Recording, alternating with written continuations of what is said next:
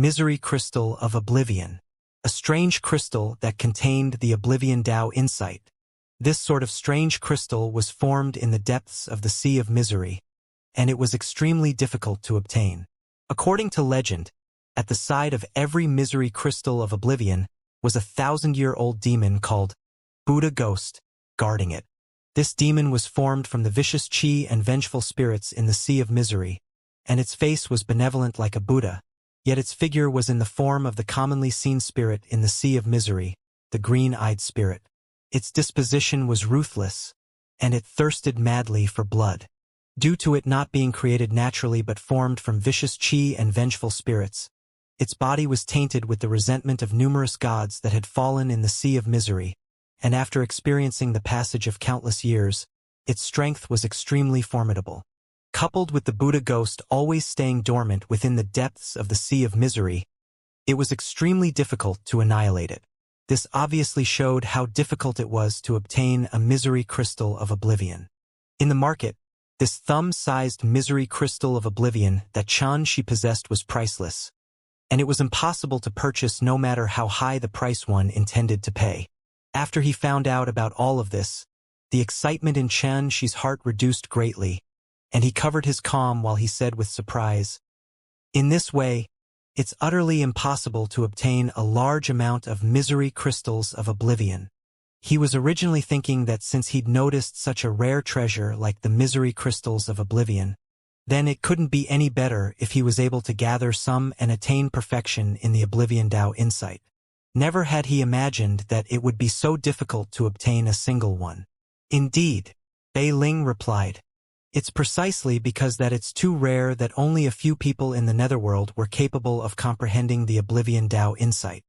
But I heard that these subordinates of the second king of hell have always been residing on the Sea of Misery to guard the myriad star passageway while gathering Misery Crystals of Oblivion for King Chujiang." Bei Ling paused for a moment and seemed to be lost in thought. "So if you want to obtain Misery Crystals of Oblivion, then perhaps seizing it from them is a good choice."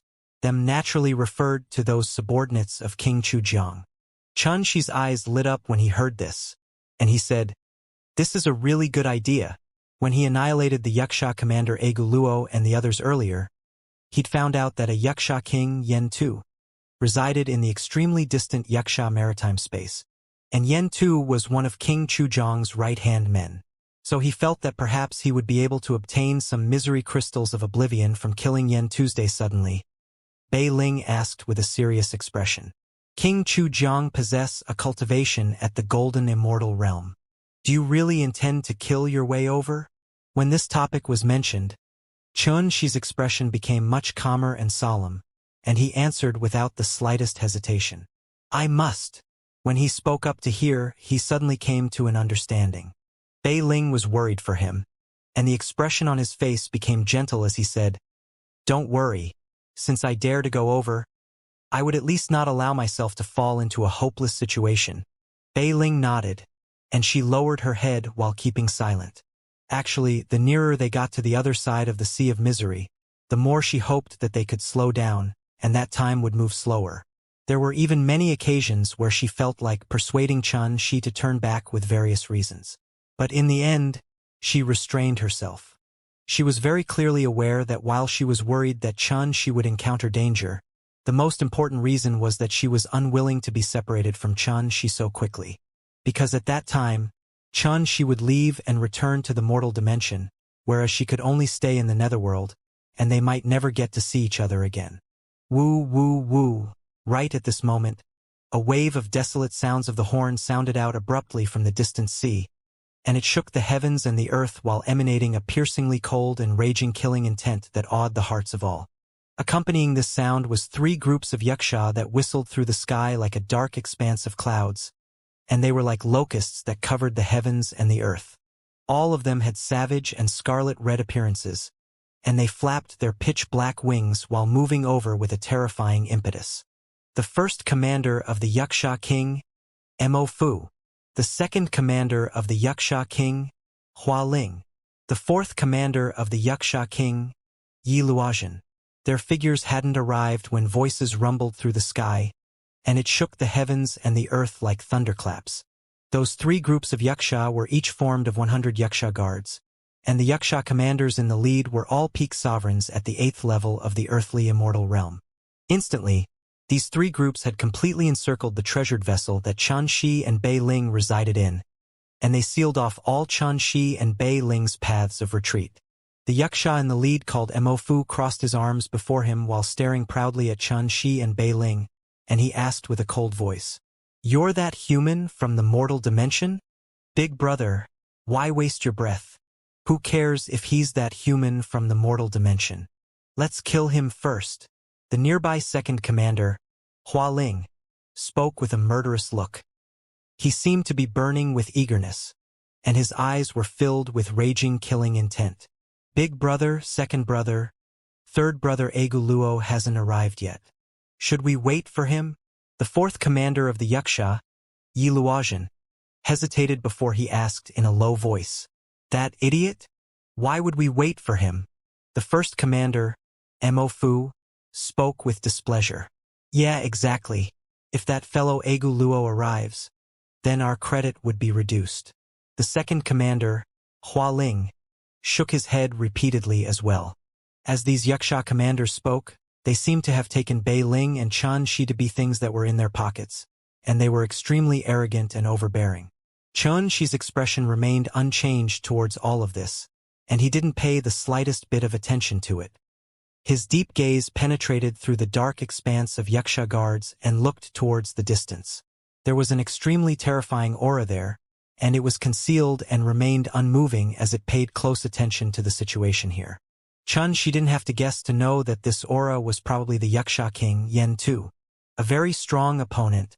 Xianxia withdrew his gaze and seemed to be lost in thought. The aura of the Yaksha king was condensed like a mountain and deep like a sea, and it emanated a murderous and ghastly feeling. Obviously, the Yaksha king had experienced many battles and couldn't be underestimated. It was even to the extent that it could be said that the Yaksha king was the first peak sovereign he encountered since entering the netherworld that caused him to feel a trace of pressure. Of course, it was merely pressure to him. Xianxia was even slightly unable to wait for this battle because the higher his cultivation was and the strong his combat strength was, he found it to be almost impossible to find an opponent that could fight him. They were either too weak like those elders of the Chui clan, or too strong like the Nether Spring Grand Emperor Qi Shanhe and the Chui clan's ancestor Chui Jinkong. So an opponent like the Yaksha king that possessed a similar cultivation as him and was capable of causing him to feel a trace of pressure was extremely difficult to encounter. This was what one would become lonely upon reaching the top meant. Strictly speaking, Xianxia had already taken the extreme path in the earthly immortal realm, and he stood proudly at the peak of the might allowed in the mortal dimension, so it was difficult for him to find an opponent amongst those of the same cultivation. As for existences at the heavenly immortal realm and mysterious immortal realm, they'd already exceeded the scope of his cultivation realm and become existences at another level, so they couldn't be compared to him. Damnable human! You actually dare to disregard us? All of you kill this kid. The second commander, Hua Ling's disposition was the explosive type, and when he saw Xianxia had actually disregarded them, he immediately stamped his feet with rage before roaring towards the sky. Swoosh! Swoosh! Swoosh! In the next instant, 100 Yaksha guards moved out in unison from behind Hua Ling, and they flapped their wings like a group of devils that had emerged from hell as they let out strange laughter and whistled through the sky while charging towards Xianxia. Rumble. The Yaksha's method of attack was extremely simple and even crude, and it was a forward charge. They were extremely valiant like cavalry that stomped through the mountains and rivers, and they attacked like dashing lightning that swept the surroundings and carried an unstopped and terrifying imposing aura. But Xianxia had moved as soon as they made a move. The talisman armament in his hand was coiled with a myriad of strands of divine brilliance, and it seemed like a brilliant scorching sun that shot into the sky, and it slashed over with a murderous, merciless, and annihilating might. This sword strike contained surging killing intent. This sword strike seemed as if it divided yin and yang. This sword strike seemed as if it could divide black and white, good and evil, clear and muddy from the heavens and the earth, causing everything in the world to return to order. This sword strike was one of the 7 moves of judgment. Laws exist in everything. Swoosh! The sword strike descended, and the heavens and the earth seemed to have returned to silence and fell into a motionless state. Only the sharp light that seemed to be tearing apart the chaos in the world flashed through the sky. Time seemed to have been stopped at this moment, and everyone could clearly see that a wisp of a savage smile of certain victory still remained on the faces of the 3 Yuxia commanders, Mo Fu, Hua Ling, and Yi Luozhen. The bloodthirsty expressions in the scarlet-red eyes of the 100 Yuxia guards that were charging over and the wisp of worry and killing intent that suffused Bei Ling's pair of clear eyes could be seen clearly. But all of this transformed into shock and blankness in the next moment.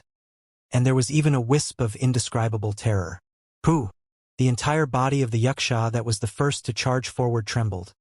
And then his entire body transformed into pieces of flesh that rumbled as they fell towards the sea of misery. It was as if his entire body was severed into pieces at the same time by a few thousands of sharp blades, and the scene was cruel and terrifying.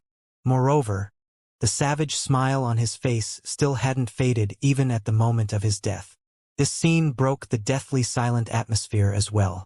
Subsequently, muffled sounds of shattering sounded out repeatedly without end, and it was like the corpses on thousands of tables in a slaughterhouse had been minced in unison. After that, patch after patch of scarlet-red rains of blood trickled down from midair and dyed the sea red. Merely a single sword strike caused an entire 100 Yuxia guards to transform into rains of blood that fell down in the heavens and the earth. This scene couldn't be described with words.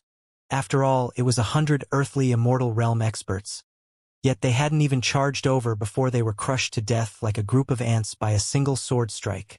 This terrifying and horrifying scene was like the scene in a purgatory of blood, and it shocked everyone that witnessed it. Accompanying this was boundless terror that stretched out like a tide into the hearts of every single Yuxia, and it was like a venomous snake that swallowed and dissolved their wills to fight. Their expressions turned pale while their pupils constricted, and their entire bodies shivered. They seemed like ants that had fallen into a bottomless abyss, and their souls almost left their bodies. Even Mo Fu, Hua Ling, and Yi Luozhen couldn't help but tremble, while their expressions were heavy to the extreme and revealed boundless terror. Who could have imagined that this expert from the mortal dimension that stood before them would actually possess such a terrifying combat strength? It was exactly because they never expected it that they would be shocked to the limit and fearful to the extreme. This sword strike had done just as Xianxia had expected. It struck terror in the hearts of all. At the same time, this was the full-force sword strike that he was capable of executing with his current cultivation, and it was for the sake of destroying the situation of being encircled and slaughtering open a path that overwhelmed his enemies with terror. Of course, no one noticed that after he executed this sword strike, Xianxia's countenance turned pale for an instant before recovering right away. Xianxia stood there silently like a spear while his clothes fluttered with the wind, and he seemed as if he intended to pierce through the heavens. The might created by the sword strike from before caused every single gaze that shot towards him to become extremely fearful, and it was like they were facing a supreme grandmaster in the sword Tao. However, at this moment, he was recovering the immortal energy in his body with all his might. Because the sword strike from before had completely exhausted all his immortal energy, and he was unable to replenish his strength completely even with the energy of the dark parasol sapling. If it wasn't for that, he would have seized the great opportunity created by this sword strike to slaughter his enemies repeatedly. Fortunately, he possessed the dark parasol sapling. Otherwise, he would have to consume countless immortal stones and medicinal pills to recover his immortal energy. And most importantly, it would waste time. On the other hand, the dark parasol sapling was different. It was rooted within the black hole world in Xianxia's body and constantly emanated vast and powerful immortal energy. So he would absolutely not be tied down by a lack of immortal energy while in battle. This was why the dark parasol sapling was heaven-defying. This divine wood of the primeval times was unique in the entire 3 dimensions, and it was impossible to find another. Kill! Attack together and kill this damnable human. Otherwise, no one will be able to survive. Meanwhile, the first commander of the Yuxia, Mo Fu, recovered from his shock, and he roared with a grim voice. He was clearly aware that even though their opponent might be extremely terrifying, allowing their will to fight to collapse was even more terrifying. If they'd lost their will to fight, then how could they survive? Kill! Attack together and annihilate this bastard. The second commander, Hua Ling, shouted loudly and encouraged the troops. Kill! The warriors of my Yuxia clan have the blood of slaughter and battle flowing in their veins. Why would we be afraid of a battle? The fourth commander, Yi Luoxian's expression was resolute as he shouted loudly with a stern voice. Kill! Kill! The three Yuxia commanders shouted and instantly revived the battle intent at the bottom of the other Yuxia guards' hearts. And the terror in their hearts was completely wiped away while their fighting spirits blazed once more. Your third commander, Egu Luo, and his subordinates are all dead. Do all of you intend to follow in his footsteps? Xianxia spoke indifferently when he saw this. His voice was calm, yet it clearly entered into the ears of every single Yuxia guard. Instantly, their rekindled fighting spirit suffered a great setback while their expressions were anxious and doubtful. Idiots! How can all of you believe the words of that despicable human? Kill! Kill that damnable liar! Mo Fu and Hua Ling were furious, and they shouted successively with stern voices. A wisp of ridicule couldn't help but suffuse the corners of Xianxia's mouth.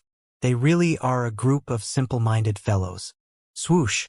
Even though he thought like that in his heart, Xianxia's figure had vanished on the spot as he charged into the group of Yuxia. Meanwhile, the immortal energy in his body had recovered, so he was like a ferocious tiger that descended from its mountain as soon as he made a move. Every single step he took caused immortal energy to rumble and concentrate towards him at the center. In the sky, numerous shattered black holes appeared while waves that seemed like ripples rose and fell towards the surroundings, and it formed a terrifying force field that warped, revolved, and stretched towards the surroundings. Under the effect of this strange and terrifying force field, the figures of all the Yuxia guards, including the three commanders, couldn't help but be twisted fiercely, and every single one of them felt as if they would be torn apart in the next moment. He's actually so formidable. The hearts of all the Yuxia guards trembled, and they unconsciously retreated repeatedly. Bang! Bang! Bang! Bang! Bang! As Xianxia's feet stomped on the sky and his figure flickered through space, he was like a god of death that was reaping lives. The sound of every single footstep of his awed the heart and soul, and it was swift to an inconceivable level. Moreover, it carried exuberant and piercingly cold killing intent. It was the chaotic nine-step annihilation Dao art, yet it had numerous grand Dao profundities merged into it at this moment while being commanded by the Dao of talismans. Its killing intent seemed material, and it seemed like a peerless sharp blade that swept towards the surroundings. Pooh! Pooh! Pooh! Their hearts and souls were shocked by the sounds of Xianxia's footsteps, and the bodies of some Yuxia guards that had dodged a bit too late were directly invaded by killing intent. Merely from their outward appearances, they seemed to have not suffered any injuries. Yet the meridians in their bodies were severed while their souls had collapsed, causing their vitality to have been cut off silently. Damn it! The face of the first commander, Mo Fu, was warped and savage, and his entire body erupted with intense jet-black light. He seemed as if he transformed into a great god of devils. Black clouds coiled around him while baleful energy shot into the skies, and there was actually various phenomenon like a sea of blood, skeletons, corpses, fierce spirits, and so on and so forth amidst the baleful energy. It seemed as if he'd opened the door to hell. Bang! Within the black clouds and mist of baleful qi, Mo Fu soared into the sky and traversed space with a single step. He actually disregarded Xianxia and struck a punch towards Bei Ling instead. This punch was like the punch of a devil god, and it was covered in a terrifying aura that seemed to swallow the soul. Bei Ling was able to sense that if she was struck by Mo Fu's punch, then her vitality and intent to live would be severed while the blood, immortal energy, and flesh in her body would transform into an inanimate form. This was a terrifying and ruthless fist technique, and it was capable of transforming people into corpses, and corpses into skeletons. Humph! Right at this moment, Xianxia grunted coldly while his sword technique varied, and then he slashed along with the profundity of judgment. It crushed through space and arrived before Mo Fu's punch could reach Bei Ling. Mo Fu originally intended to use Bei Ling to save the situation, and a wisp of a sneer couldn't help but suffuse the corners of his mouth when he saw this. His figure flashed and actually vanished on the spot with a bang. At the same time, two terrifying forces suddenly surged over from both Xianxia's sides, and they shot explosively towards him. One was a blade that was held in Hua Ling's hand, and the blade was like a scorching sun in midair and emanated a myriad of rays of dazzling light. The other was a sledgehammer held in Yi Luoxin's hand. It moved like a mountain that could destroy the heavens and carried a powerful and crushing might. They assaulted him from both left and right with extreme tacit cooperation, and it was an extremely experienced and ruthless attack. Xianxia actually seemed as if he didn't notice all of this and completely disregarded it. His figure moved back explosively while he slapped the space behind him with a backhanded slap. This slap blazed like flames and formed a path illuminated by fire, and it carried the profound and mysterious energy of Paramitha. Bang! It surged into that expanse of space. Ah! An extremely miserable shrill cry actually sounded out from the originally empty space, and then Mo Fu's tall figure staggered out from within it. However, at this moment, his entire body was covered in blood while half his face was crushed and had sunken down. His appearance was rather terrifying. This sudden scene caused the attacks of Hua Ling and Yi Luoxin to become momentarily sluggish.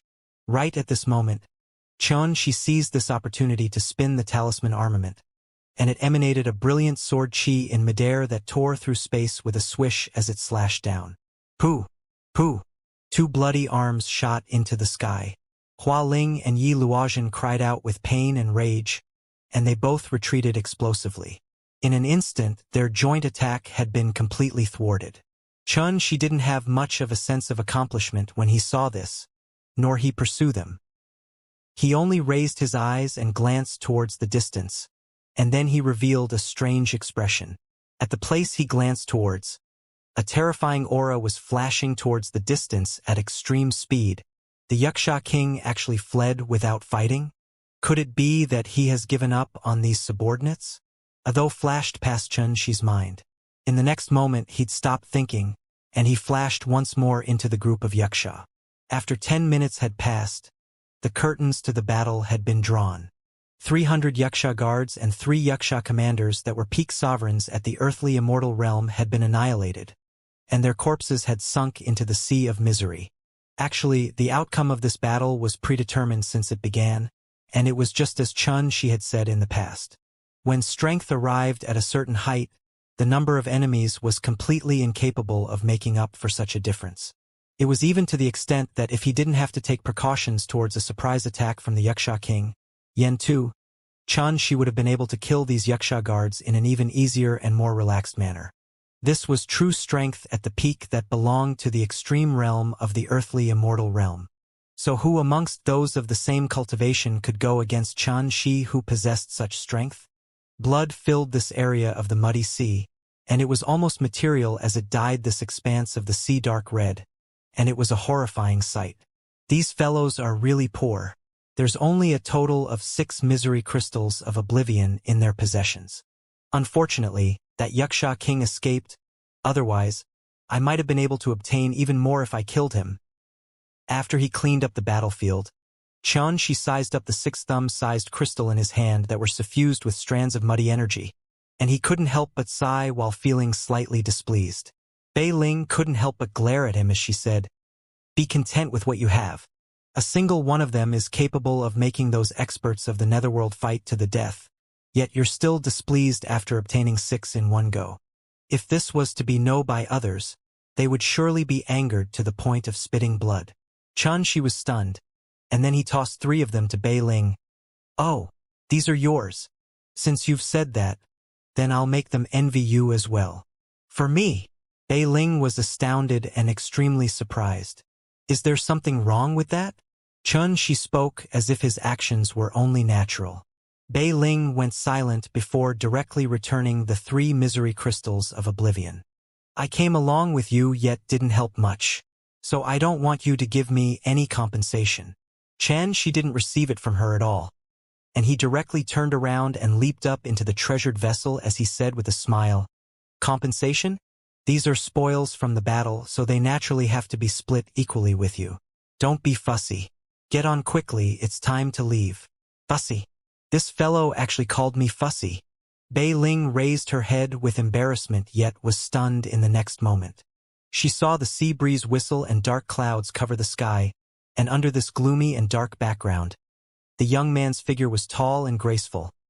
His clothes and hair fluttered with the wind while his handsome face was covered in a brilliant smile, and he seemed to be so dazzling. This scene caused Bei Ling to feel shock and warmth for no reason or rhyme, and she knew that it would probably be impossible for her to forget this scene for her entire lifetime. At an expanse of maritime space with rumbling thunder and raging storms, a castle could be faintly seen standing towering on the Sea of Misery. No matter how the shocking storms struck it, or the furious and enormous waves hit it, the castle didn't move in the slightest. Within the castle, the atmosphere was rather tranquil. An old man with gray hair sat at the side of a furnace, and he seemed to be sleeping. Yes, I fled, because I was very well aware that I wasn't a match for that human. So I could only rely on your ability. No, the ability of the ancient Devil's Lay formation. Yen Tu spoke with a low voice from nearby. Is he really so formidable? The old man opened his drowsy eyes and asked slowly. Long Huai, there's no need for you to doubt his strength because you're not a match for him at all. I even suspect that no one in the earthly immortal realm can go against him. Yen Tu spoke with an emotionless face. Haha. Then I really have to witness it. The old man stretched his body and sighed with comfort before he muttered. Don't forget that this expanse of the sea is called impassable. Didn't that baldy from the Buddha dimension from all those years ago say that the Sea of Misery was boundless, and repentance was the only means of salvation? With I, Long Huai, present here, would anyone be able to traverse this sea, impassable maritime space? After one passed this expanse of the sea, one would only have to travel another 6 hours to arrive at the other side of the Sea of Misery. Looks like that's the final line of defense that King Chujiang set up. In the cabin of the vessel, Xianxia seemed to be lost in thought as he said, I have a feeling that the Wuxia king, Yen Tu, will probably make an appearance at that final line of defense, and will encounter a fierce battle as well. According to legend, the impassable maritime space was the area of the most intense battle between the Third Netherworld Emperor and the gods and Buddhas of the world all those years ago, and it's like a bottomless abyss that's filled with numerous ancient restrictions. It's called the burial site of the gods. Bei Ling had a tranquil expression as she sat cross-legged before Xianxia, and she held a tea jug as she helped Xianxia pour a cup of tea, then said calmly, There's even no lack of temporal magnetic fields and chaotic vortexes that are extremely dangerous within it, and you have to be extra careful if you intend to pass through it. I know all of this. Xianxia nodded, and then he went silent for a short moment before he raised his head to look at Bei Ling as he said in a serious tone. Actually, I'm only worried about a single thing now. Bei Ling was stunned while her expression became solemn, and she said, What are you worried about? She couldn't help but smile when he saw her like this, and then he said, I'm naturally worried that you'll disregard everything and risk your life. Bei Ling was caught slightly off guard, and she stared blankly at Xianxia and was at a loss for what to say, because she'd indeed thought of acting in this way. Long ago at the time they just entered the Sea of Misery, she'd noticed that she was unable to be of much help while following by Xianxia's side, and she was like a burden instead. Moreover, the deeper they went into the Sea of Misery, the stronger this sort of feeling became, and it caused her to feel rather upset. It was even to the extent that she regretted following by Xianxia's side and caused Xianxia to have to distract himself to take care of her. It was precisely because of these thoughts that she'd decided to go all out regardless of the price she had to pay if a life-threatening incident occurred later on. But Bei Ling had never imagined that Xianxia would actually see through the secrets in the depths of her heart, and she couldn't help but feel slightly uncomfortable. Remember, no matter what occurs, you must listen to me. This is my only request. Xianxia's voice revealed an indisputable tone. Bei Ling couldn't help but bite her cherry lips as she said, Why? Are you afraid I'll distract you? Xianxia laughed bitterly and rubbed his nose. You know that isn't my thoughts. Bei Ling asked casually, then what are your thoughts? As soon as she spoke this, she regretted it slightly. She felt that she was like an unreasonable little girl, and such feelings really shouldn't have appeared on her. She lowered her head unconsciously. This icy cold woman was normally calm, graceful, and possessed an elegant bearing. At this moment, she revealed a rare wisp of embarrassment, and it actually carried shocking beauty of its own. She was stunned by these words as well, and then he couldn't help but chuckle. He pondered deeply for a moment before he said in a serious tone, I've always felt that the value of everything in this world isn't reflected by strength, nor is there a need to follow a certain set of principles when doing things. Not to mention there's no space for anything else between friends. Bei Ling, you've already helped me a great deal, so don't think lightly of yourself.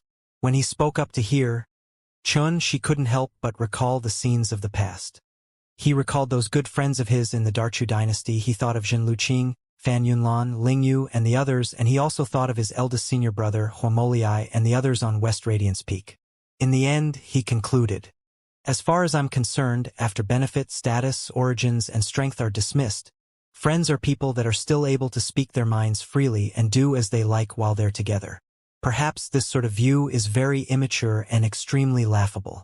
Moreover, it's extremely difficult to achieve. However, this makes friendship seem even more precious. Bei Ling listened silently, and then she glanced at Xianxia with a complicated expression after a short while and said, in this way, we're friends as well? Of course, said Xianxia with a smile. I'm extremely honored to become friends with a peak sovereign at the earthly immortal realm. Bei Ling made a harmless joke, and then she started laughing as well. It was like a bud that bloomed after the rain, and it was gorgeous, delicate, dazzling, and resplendent. No one knew that she sighed faintly in her heart instead, and she felt a sense of loss. Friends were still friends in the end. Rumble. A thunderclap suddenly resounded in the sky, and it shook the surrounding clouds and emanated expanse after expanse of dazzling lightning that illuminated the entire gloomy and hazy world to the point of becoming dazzling and gorgeous. At the same time, a violent and oppressive fluctuation swept over like a tide. The treasured vessel started to shake violently as if it was being moved through a dangerous rapid that was filled with stones, and it emanated cracking sounds as if it was unable to bear the burden. Xianxia was shocked, and he stood up right away before charging out of the treasured vessel with Bei Ling. Under the sky, gales whistled while enormous waves howled furiously. Before the forces of nature, the two of them were like two floating pieces of duckweed, and they seemed as if they would be swept away in the next moment. That's the impassable maritime space. Bei Ling's cherry lips parted slightly and spat out a few words as she looked towards the distance. Xianxia took a deep breath, and his gaze was like a bolt of lightning that shone light upon the heavens and the earth as he said with a smile, Look, our enemies have been waiting for a long time. Gales whistled like the rage of furious gods on this expanse of the sea, and it caused thousands of waves to rage and whistle as they crushed this expanse of space to the point of wailing. Thunder rumbled like numerous winding silver serpents that densely covered the sky above the sea, and numerous spatial rifts that were in all sorts of strange shapes could be frequently seen flashing in the sky. They were like the bloody mouths of numerous primeval, ferocious beasts that were hidden in the darkness. There were temporal storms, chaotic flows of space, terrifying ancient restrictions, and even numerous shrill shouts that seemed to have come from the primeval times. This was the impassable maritime space. All those years ago, this was the area of the most violent battle between the Third Netherworld Emperor and the gods and Buddhas of the world all those years ago. When a great figure from the Buddha dimension saw this scene, he'd once sighed that the sea of misery was boundless, and repentance was the only means of salvation. This place was also called the burial site of the gods in the netherworld, and the corpses and unyielding spirits of countless gods and Buddhas had sunk here. At this moment, amidst the raging gales and thunder, a castle was shockingly standing upright there, and it remained unmovable like a landmark in the sea. The Wuxia king Yen Tu and the warden of the third line of defense, Long Huai, stood side by side on the castle. Group after group of Jiang Soul guards and Yuxia guards surrounded them and formed a wing shape that guarded this area of the sea. When looked at from afar, they formed a dark expanse. All of them wore armor of the best quality, and they were like a powerful army that was ready for combat. They stood solemnly and respectfully while their piercingly cold killing intent shot into the sky. These were over 1,000 earthly immortal realm experts. This sort of vast scene caused it to seem like one had returned to the battlefield of gods and devils from the ancient times. Yuxia patrolled the surroundings while experts were like trees in the forest, and it was sufficient to cause most experts in the world to feel despair. Woo, woo, woo, the desolate sound of a horn vibrated through the heavens and the earth. No matter how resounding the sound of the thunderclaps in the surrounding was, it was unable to cover the sound of this horn, and it added a murderous aura to this area instead. Kill! Kill! Kill! Waves of orderly shouts resounded in the air while battle intent was like a tide that whistled through the surroundings, and it drove away all the sea water and caused circle after circle of ripples to undulate in the sky. When facing such a scene, Bei Ling and Xianxia were like two ants that accidentally entered into a powerful army, and they seemed to be so small and like they would be torn apart by the piercingly cold killing intent in the next moment. If it was any other expert here, the expert's will to fight would probably crumble instantaneously and be terrified to the point of surrendering without fighting. After all, this scene was too shocking. When the number of earthly immortal realm experts arrived at a number of over 1,000, it was sufficient to sweep through any one of the 10 great immortal sects of the Dark Reverie. This obviously showed how terrifying the resources and forces of the second king of hell was.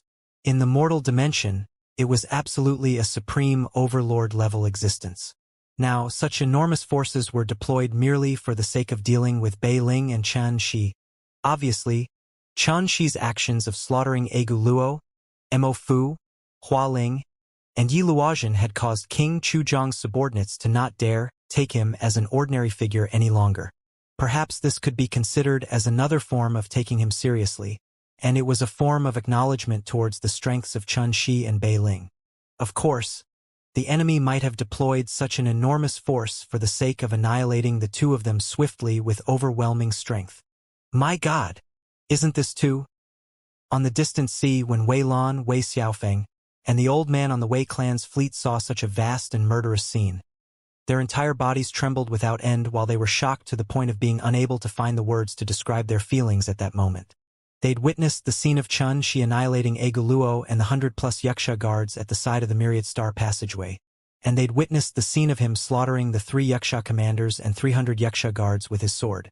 At that time, the entire Wei clan fleet was filled with deep respect towards Xianxia and Bei Ling, and even the most rebellious 7th young master of the Wei clan, Wei Xiaofeng, acted unlike he usually did and felt extreme veneration towards Xianxia.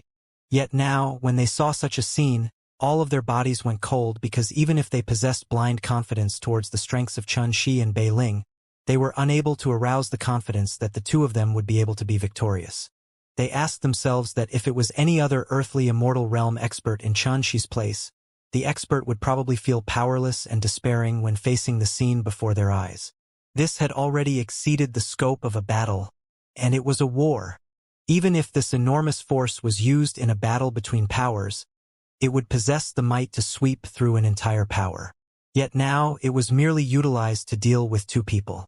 Not to mention having a chance at winning under such circumstances, even fleeing would probably be impossible to accomplish. I never expected that they thought so highly of me. Xianxia. Xianxia stood in midair. When facing over 1,000 earthly immortal realm experts that were like a forest by himself, he didn't feel any fear, nor was he awed by their imposing aura. He instead possessed an indescribable battle intent that surged and blazed in his chest. You seem to not be afraid at all? Bei Ling chuckled while her beautiful hair fluttered and covered her cold and peerlessly beautiful face, and only her eyes blazed with killing intent. Aren't you the same as well? Xianxia smiled before he suddenly howled towards the sky with an arrogant bearing, and his howl was like thunder that shook through the 9 heavens. Come, kill with me. Come, kill along with me. Their words were spoken flatly and calmly, yet they were like a lit barrel of gunpowder that instantly lit up the battle intent in Bei Ling's heart. It may be 1,000,000, yet we'll walk forward. In the next instant, the both of them had charged over in unison. Woo, woo, woo. A wave of an ancient sound of the horn resounded in the sky. Right when the two of them had just made a move, the 1,000+ earthly immortal realm experts on the third line of defense started to make a move. Kill! Kill! Kill! Exquisite iron armor and surging imposing auras converged together, and they were like a black cloud that instantly covered the heavens and the earth, while their shouts were like thunder and imposing aura was like a collapsing mountain or torrent. They charged through space and caused a myriad of strands of baleful auras to charge into the sky. The scene at that instant was like the doors to hell had been opened, and the devils who were ready to emerge a long time had charged out with a rumble.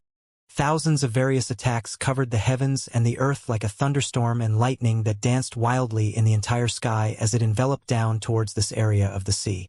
It was over 1,000 earthly immortal experts, a terrifying force that could instantly sweep through a minor world.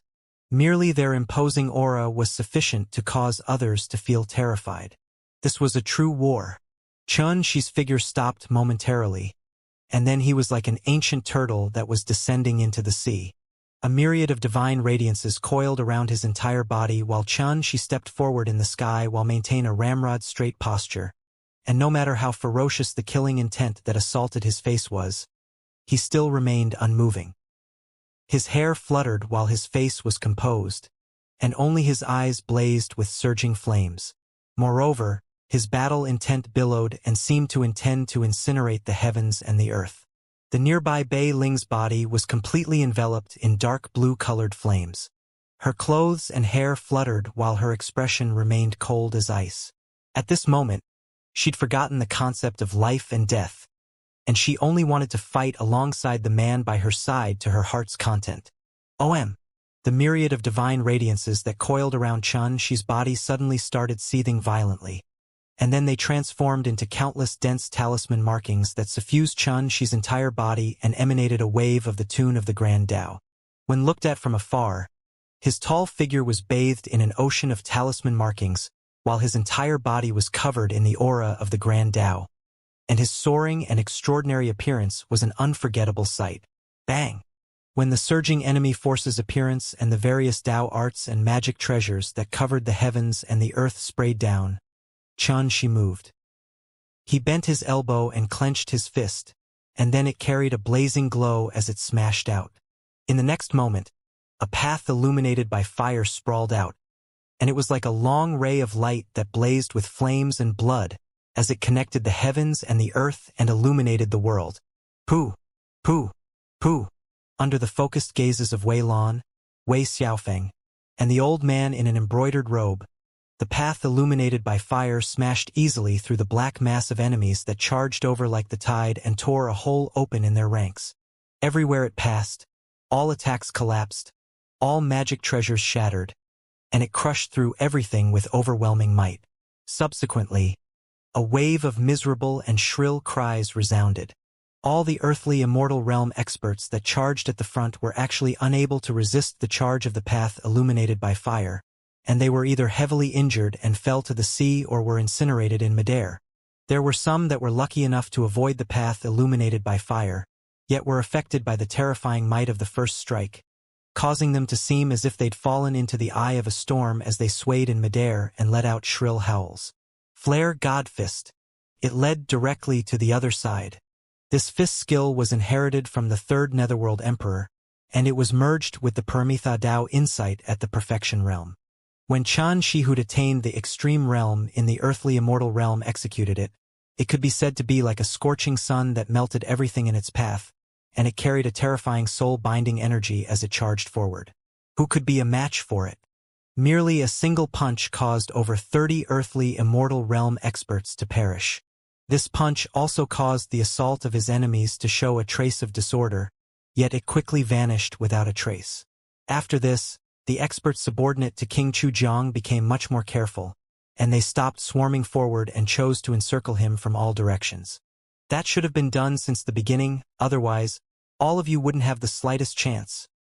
Xianxia muttered while the battle intent in his chest rose, and he met Bei Ling's gaze before both of them tacitly chose to take the initiative to charge into the enemy forces. She charged at the front, and he executed the flare god fist. Fist shadows covered the sky and overlapped each other as they smashed out, and they were like numerous paths that were illuminated by fire as they collided with a group of earthly immortal realm experts. Bei Ling covered the rear.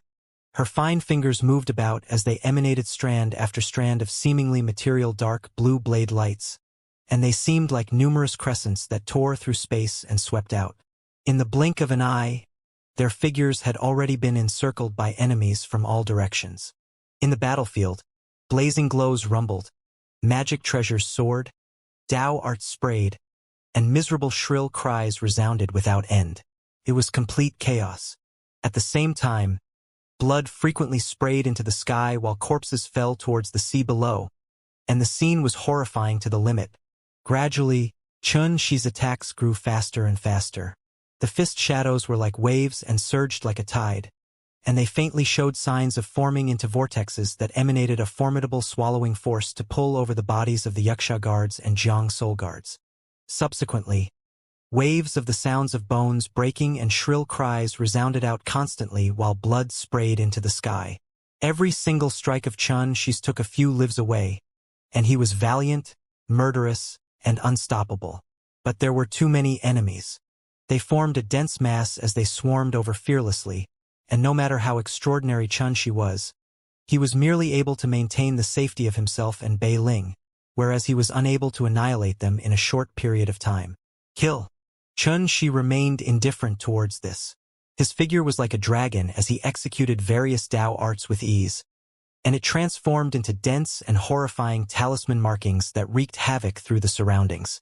It was either the 5 elements circulating, yin and yang alternating, wind and lightning raging, a river of star flowing, eternal, creation, devour, obliteration. Various grand Tao profundities and peak-grade Tao arts were flawlessly executed under the command of the Tao of Talisman by him, and he was like an emperor of talismans. Even though he was amidst an enormous army, he carried the frightening and majestic imposing aura of a sovereign that had descended to the world. Fresh blood sprayed into the surroundings. Severed limbs rained down. The entire heavens and the earth were filled with peerless killing intent, blazing divine radiance, miserable shrill cries, and shouts of rage. It was the aura of war, and it caused the world to be cast into a shade. In the sky above, the clouds were broken up, the sun and moon were dim, and numerous narrow, long, and warped black holes were crushed in space. The muddy sea of misery below them was dyed red with blood a long time ago, and it emanated a nauseating dense smell of blood. This scene was like the battlefield between the gods and devils, and it shocked the hearts of all. Along with the passage of time, more and more enemies of Xianxi's fell, whereas Xianxi's imposing aura still shot into the sky like a rainbow and didn't reduce in the slightest. On one hand, it was because of the assistance of the dark parasol sapling that allowed him to not have to worry about his immortal energy drying up. On the other hand, it was because of his formidable cultivation of the Tao heart. It had already attained the heart-soul realm, and it was unparalleled in the world and had exceeded the scope of the earthly immortal realm since a long time ago. Even a heavenly immortal was incapable of comparing with his cultivation of the Tao heart. The mysterious energy of the Tao heart was endurance, and it was only able to display its true might in this drawn-out battle. With these two advantages added together, unless he was assaulted by a force that was absolutely overwhelming, otherwise Xianxia was in an entirely invincible position, and even fighting for 7 days and nights wasn't a problem. But comparatively speaking, Bei Ling's imposing aura had declined greatly. She was gasping for breath while beads of sweat had seeped out of her jade-white forehead, and her cold face was slightly pale. She wasn't as abnormal as Xianxia, so even if she repeatedly consumed king-grade nether crystals, it was impossible for her to continue. Coupled with her strength being at the 6th level of the earthly immortal realm, it was already surprising that she was capable of fighting against this enormous army until now. Even then, she tightly bit her cherry lips as she fought bravely, and her brows didn't even knit in the slightest because she wasn't willing to be a burden for Xianxia, nor was she willing to distract Xianxia at such a moment. Most importantly, she stubbornly felt that she was still able to fight. She was still able to use her tiny, insignificant strength to share Xianxia's burdens. Yes, even if her strength was exhausted and the immortal energy in her body had dried up, so long as she was still breathing, she intended to fight until the end. On the Wei clan's fleet in the extreme distance, Wei Lan, Wei Xiaofeng, and the old man watched the horrifying battle and the two figures that fought and slaughter amongst the tide of enemies, and they couldn't help but clench their fists together tightly. Their figures were tiny like blades of grass, yet their battle intent and slaughter shook the heavens. Who could have imagined that a mere two people would actually be able to erupt with such terrifying combat strength in such a vast battle that was like a war? Who could dare imagine that these two people would actually be able to fight until such an extent yet still remain standing? If figures like them are lucky enough to escape calamity this time, they'll surely attain the position of exalts in the future. The old man muttered while his voice carried indescribable respect and shock. I admit that what you said earlier wasn't wrong. Even I'm not a match for this kid's combat strength, and such combat strength is even sufficient to sweep through the earthly immortal realm and remain unmatched. On the distant castle that stood towering on the sea of misery like a rock, Long Huai's snow-white hair fluttered while strands of astonishment flashed through his eyes. He was very clearly aware of the strength of his subordinates. Every single one of them possessed a cultivation at the 5th level of the earthly immortal realm or above, and they fought all year long on the sea of misery. They possessed extremely abundant combat experience. Now, an entire 1,000+ of them were gathered here today, yet they were actually unable to do anything to that man and woman, and they were perishing at all times instead. He had no choice but to be shocked when facing such a scene. Up until this point in the battle, 2 hours and 45 minutes have passed, and 217 Jiang Soul guards and 78 Wuxia guards have fallen. If this continues, the enemy will probably obtain victory. The nearby Wuxia king muttered with an extremely heavy expression. Why don't we make a move as well? Wait a while longer. Long Huai refused without the slightest hesitation and said, no matter how formidable one's strength is, there's a limit in the end. I don't believe that all the forces of the second king of hell combined aren't capable of exhausting him to death. Aren't you afraid that our Lord will hold you accountable for sacrificing so many subordinates? Yen Tu frowned and was slightly displeased with Long Huai's mercilessness.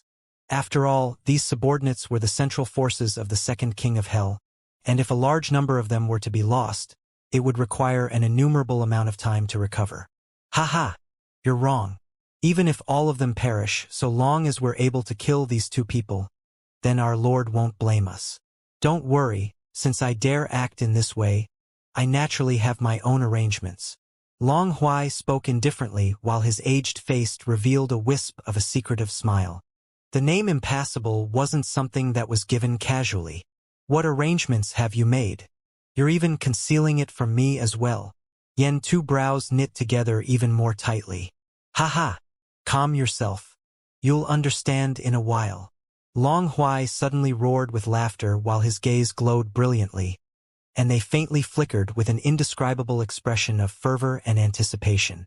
Bei Ling's consciousness became slightly hazy. Up until this point in the battle, she'd already forgotten the time, forgotten the world, forgotten the enemies around her. Only a single thought remained in her heart. I can't be a burden to Xianxia. Blood started to taint her body while her arms started to become slightly sluggish from overexhaustion of strength, and every single time she moved her hand, it felt like an ordinary person moving a millstone with bare hands. There were many times when she wanted to give up, and there were many times where she couldn't refrain from wanting to seek help from the nearby Xianxia. But in the end, she gritted her teeth and endured everything, and because she used too much force, strands of dark red blood flowed from the corners of her mouth. Yet she seemed as if she didn't notice it at all. This battle was too arduous.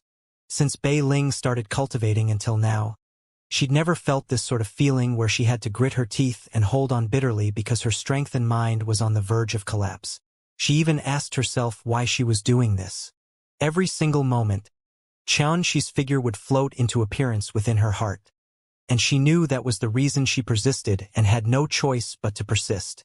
At the bottom of it all, it was because she truly didn't want to be a burden to Xianxia. Yet, would he be able to understand all of this? Bei Ling raised her eyes. Her field of vision was completely hazy, while only miserable and furious cries and the violent sound of battle remained by her ear. Yet she wasn't able to capture a glimpse of that familiar figure. This caused a wisp of hesitation to suddenly surge into her heart, and it seemed as if she'd been instantly abandoned by the world. This sort of feeling even caused her to have a moment where she forgot the exhaustion and powerlessness she felt. Where is he? Bei Ling really wanted to see that figure once more, and so long as she was able to take a single glance of him, she firmly believed that she would be able to gather even more strength and would surely be able to persist for another period of time. Unfortunately, all of this seemed to have become an extravagant hope. Swoosh! At the instant that dazed moment appeared in Bei Ling's mind, a bright pitch-black blade tore through the sky towards her, and its sharp, piercing, and murderous blade light caused her eyes to hurt. But when she intended to raise her hand and deal with it, she was actually unable to arouse another trace of energy. I'm still going to die.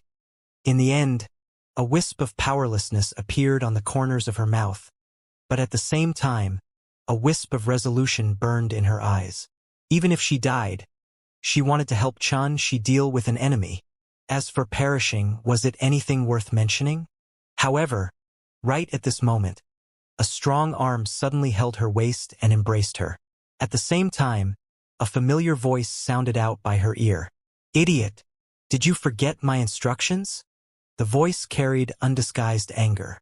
But Bei Ling started smiling instead because she discerned the undisguised concern in this voice, and this was sufficient to her.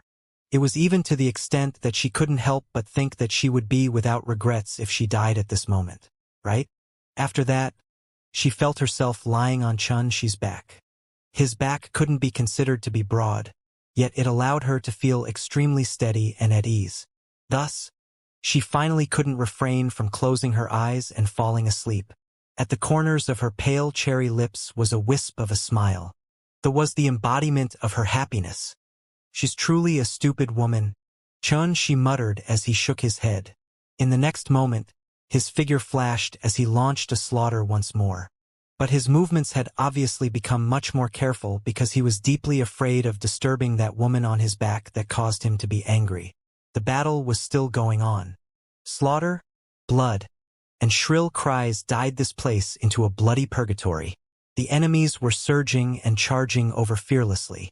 Every single one of their faces were covered in rage, savage, and warped expressions.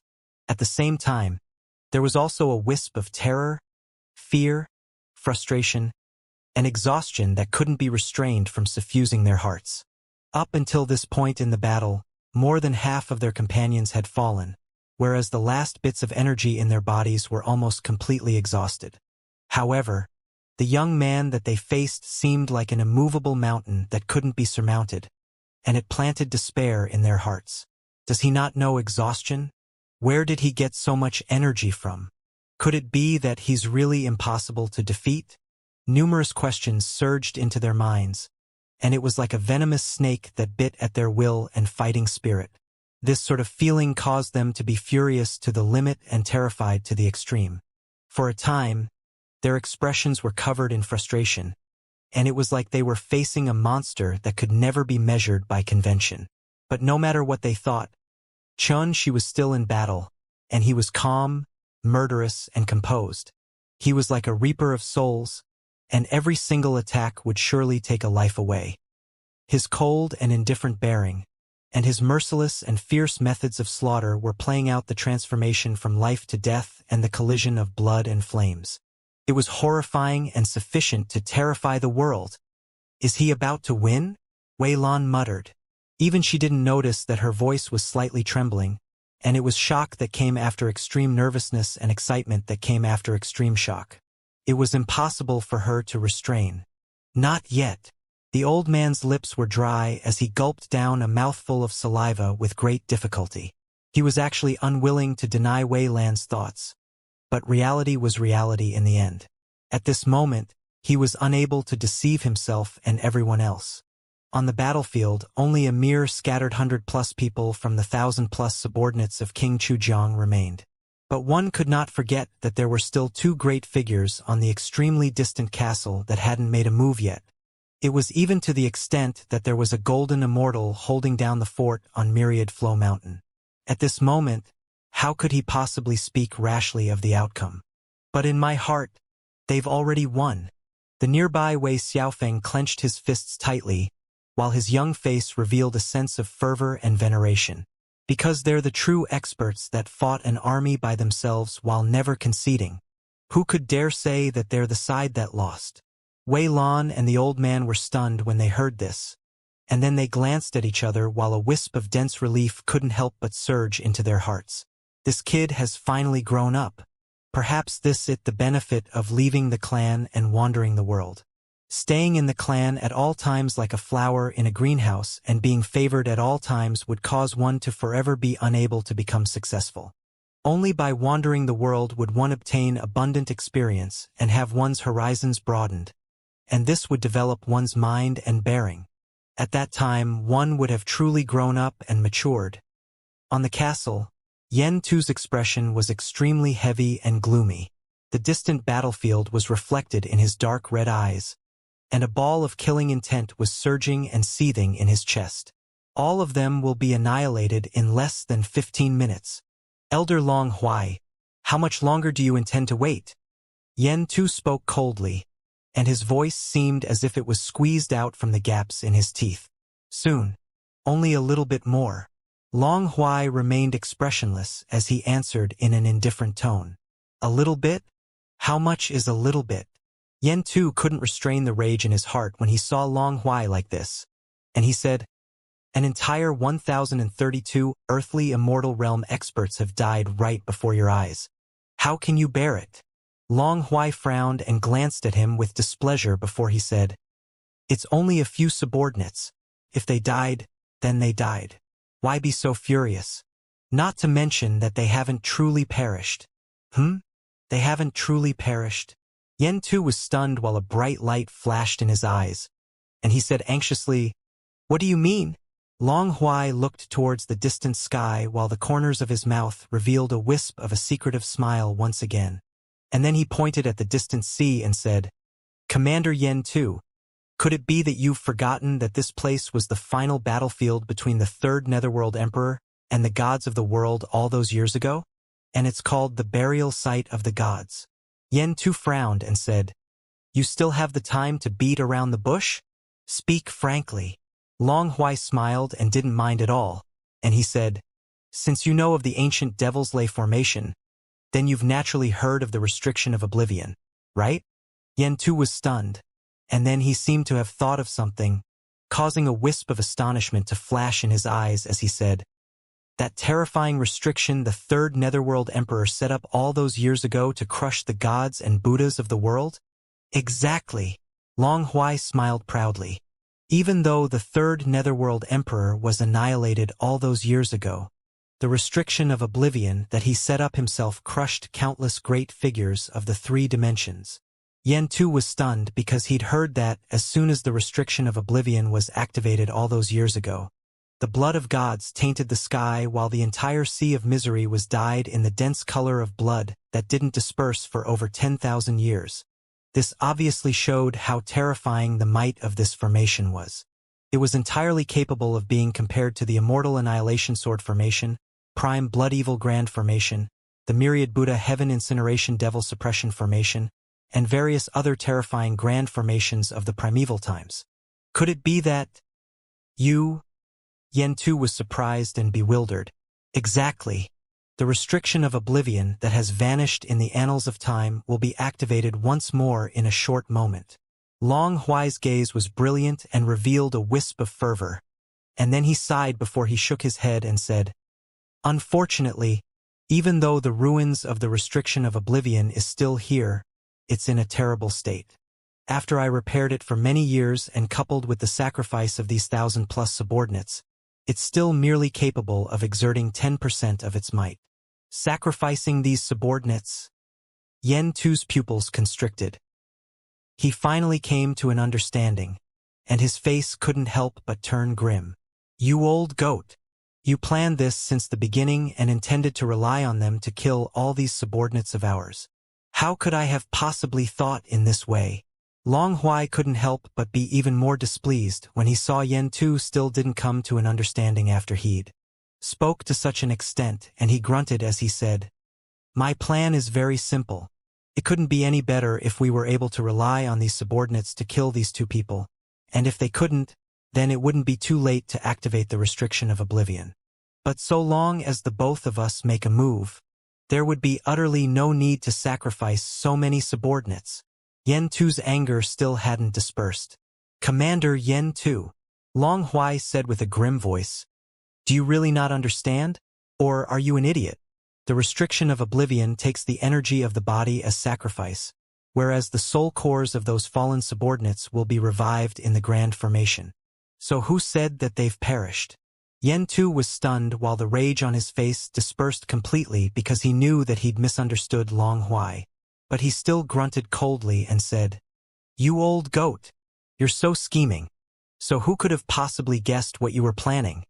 Then shut your mouth obediently and just listen to my command." Long Huai glared at Yen Tu before he seemed to have noticed something, and his expression suddenly became solemn as he looked towards the distant battlefield and said, "The battle is about to end. Quickly, hand over all the misery crystals of oblivion in your possession to me."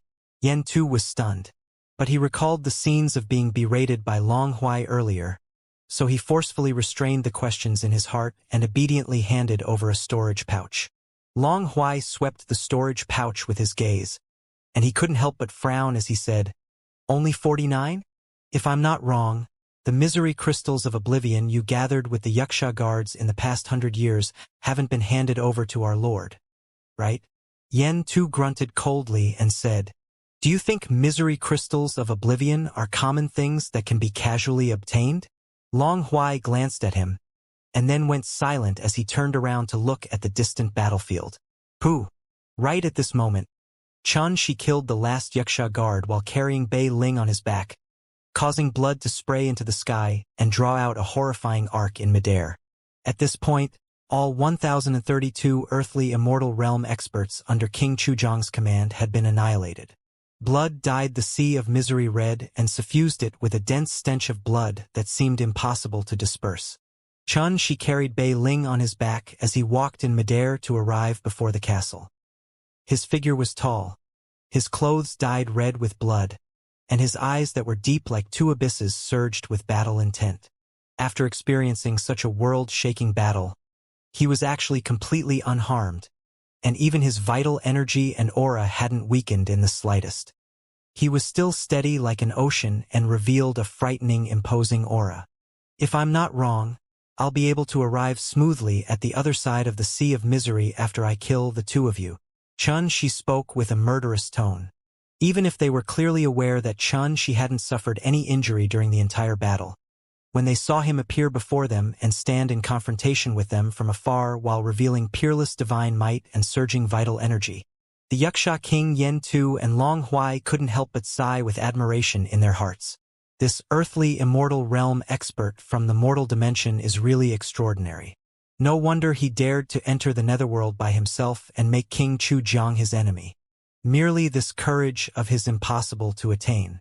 Of course, even though they sighed with admiration in their hearts, they didn't feel terror nor uneasiness, because in their eyes, even if she was able to survive until now, he would undoubtedly die in the next moment.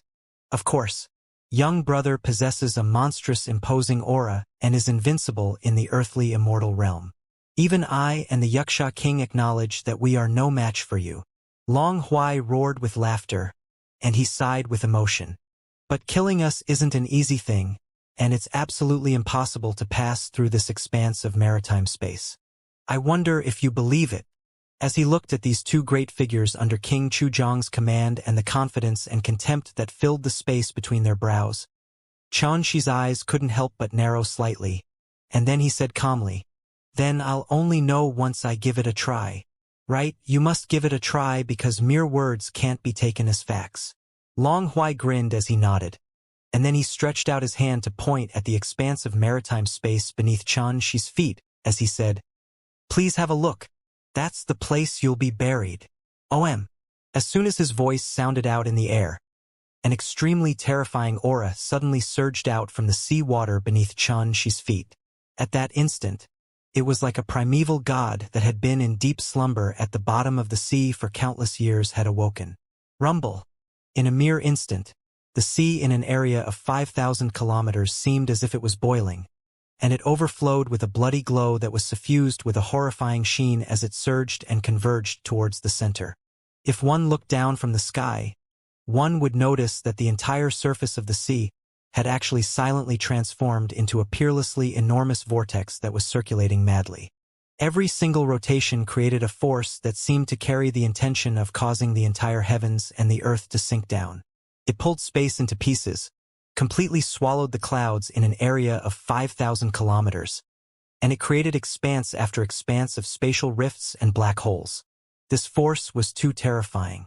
With Xianxia's strength and reaction speed, he just moved with the intention of teleporting away when he was forcefully held down and frozen in midair, and it was futile no matter how he struggled. This is the energy of oblivion, yet why is it so terrifying? Wait, this is an ancient grand formation. Xianxia's heart jerked.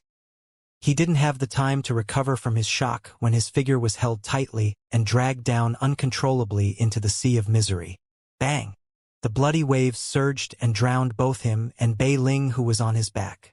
Long Huai couldn't help but look up into the sky and roar with laughter when he saw this, and he was excited to the point his expression warped.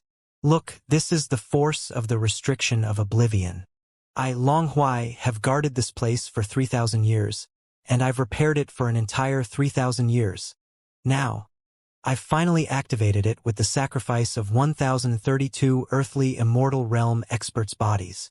At this moment, Long Huai was like an old madman that had fallen into madness, and he shouted madly.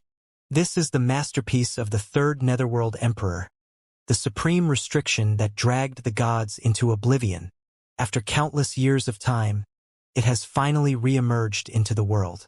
Has anyone in the entire Netherworld personally witnessed this brilliant scene that was bound to be remembered in the annals of history? The blood-red waves surged while the expanse of maritime space transformed into a horrifying and enormous vortex.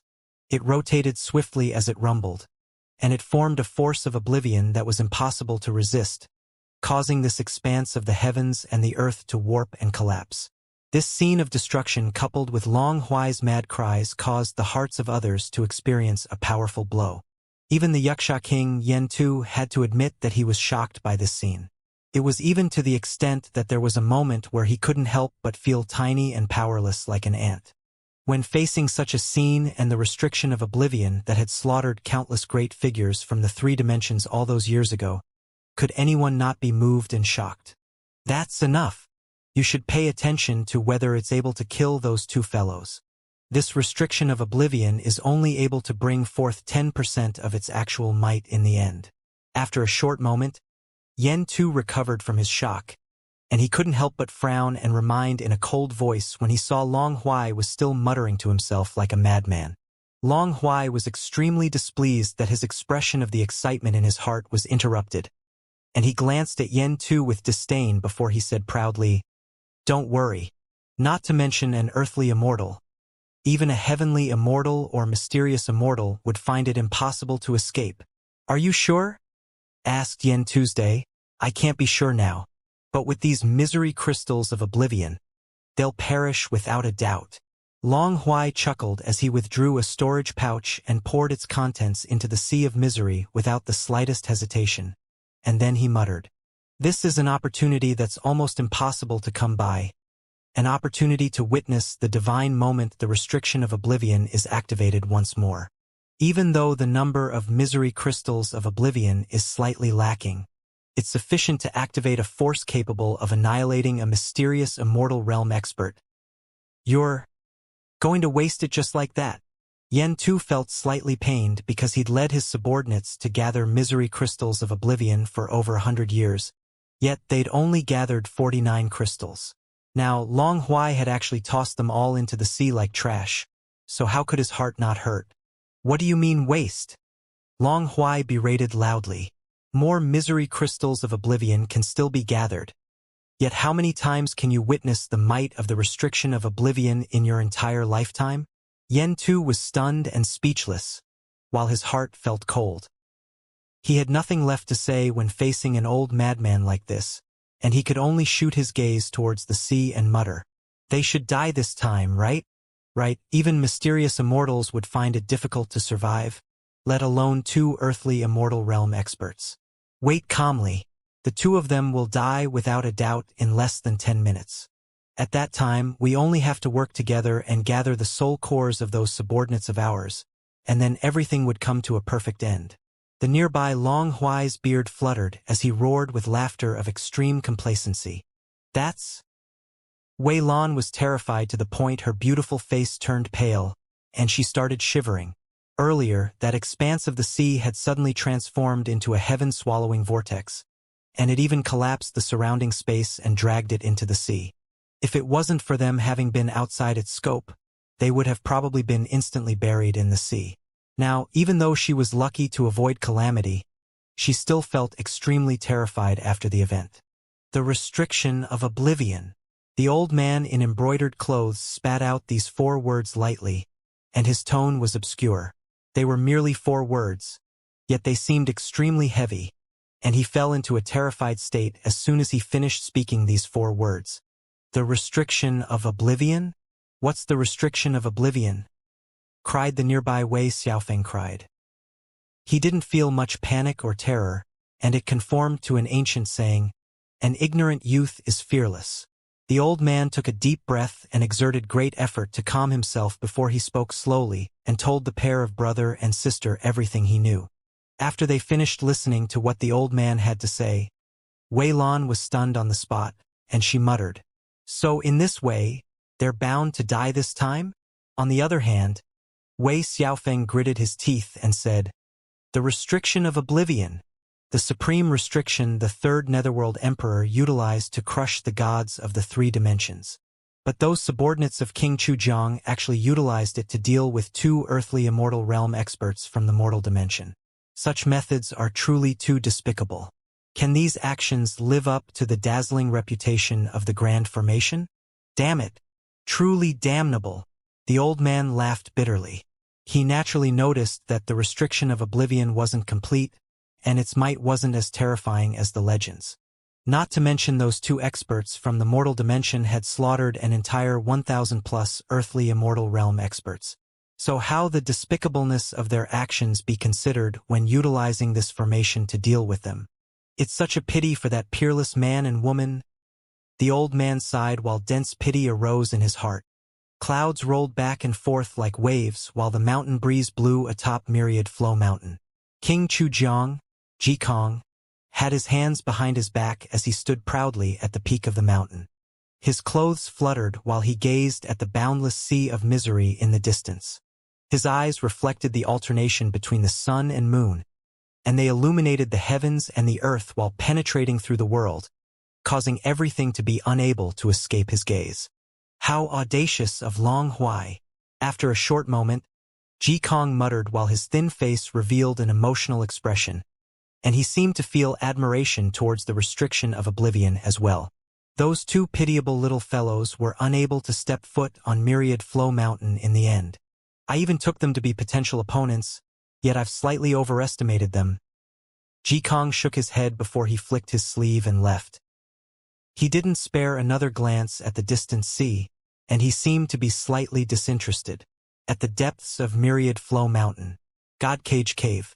At this moment, Qing Shui, who silently sat cross-legged there, similarly opened her pair of clear eyes in the darkness, and her eyes seemed to be able to see through the walls and the layers of space as they emanated an indescribable glow. "You've come. Yet why did you have to bring a woman along?" A faint and cold sigh sounded out in the darkness, and her voice carried a rare trace of complaint, yet it was mostly filled with gratification and happiness. "The outcome has been determined? You, Jikong, seem to have spoken a bit too early." After a short moment, Qing Shui, who pondered deeply for a long time, closed her eyes once more, and everything returned to darkness again. Rumble. Xianxia felt as if his body was clamped by iron pincers, and he fell forcefully towards the depths of the sea of misery. The sea water surged while the peerlessly powerful dragging force shook his entire body to the point his vital blood roiled. 9 kilometers. 24 kilometers. He'd fallen an unknown depth into the sea of misery. When Xianxia's consciousness was shaken to the point of being dazed, he suddenly felt his entire body stop for a moment before instantly freezing on the spot. Pooh! Due to the change of extreme swift descent to an extremely fast stop, the terrifying shock he suffered caused Xianxia to be unable to help but spit out a mouthful of blood. Fortunately, I've already hidden Bei Ling within the Buddha's pagoda. Otherwise, merely this moment would be something she would probably be unable to endure. Before Xianxia could heave a sigh of relief, he felt a terrifying pressure surge over, and it was like a myriad of mountains pressing down onto him, causing the skin and bones in his entire body to emit waves of cracking sounds from its inability to bear the heavy pressure. Shit! Isn't this might too terrifying? It's violent like an ocean and condensed like a mountain. And it even carries a force that intends to crush and drag down my soul. Xianxia was horrified, and he couldn't care about anything else as he urged his immortal energy with all his might, causing it to flow through his entire body before he suddenly exerted his strength with the intention of escaping this terrifying and strange force field. Unexpectedly, the restraint of this pressure grew tighter every single time he aroused his immortal energy. Moreover, there were even strands of strange and warped talisman markings that surged over and tightly coiled layer upon layer around him like shackles. This strange and warped talisman markings were suffused with a muddy and obscure color. They actually carried a type of terrifying crushing force that invaded the soul, and they seemed like millstones that intended to completely crush his soul into powder. Pain. Pain that touched the soul. It was difficult to describe. At that instant, Xianxia felt as if his soul was on the verge of dispersal, and his body was about to sink here forever. When looked at from afar, Xianxia was like a tiny insect that had been glued to the extremely muddy sea water, and he struggled ceaselessly yet was unable to escape at all. Moreover, strands of dark red marks of blood were squeezed out from his pores instead while blood flowed from his 7 apertures, causing him to seem extremely terrifying. This was the might of the restriction of oblivion. When it was personally set up by the 3rd Netherworld Emperor in this expanse of the sea all those years ago, it had killed and sent countless gods and Buddhas of the 3 dimensions into oblivion, and it was called the burial site of the gods. Its reputation was absolutely not unearned.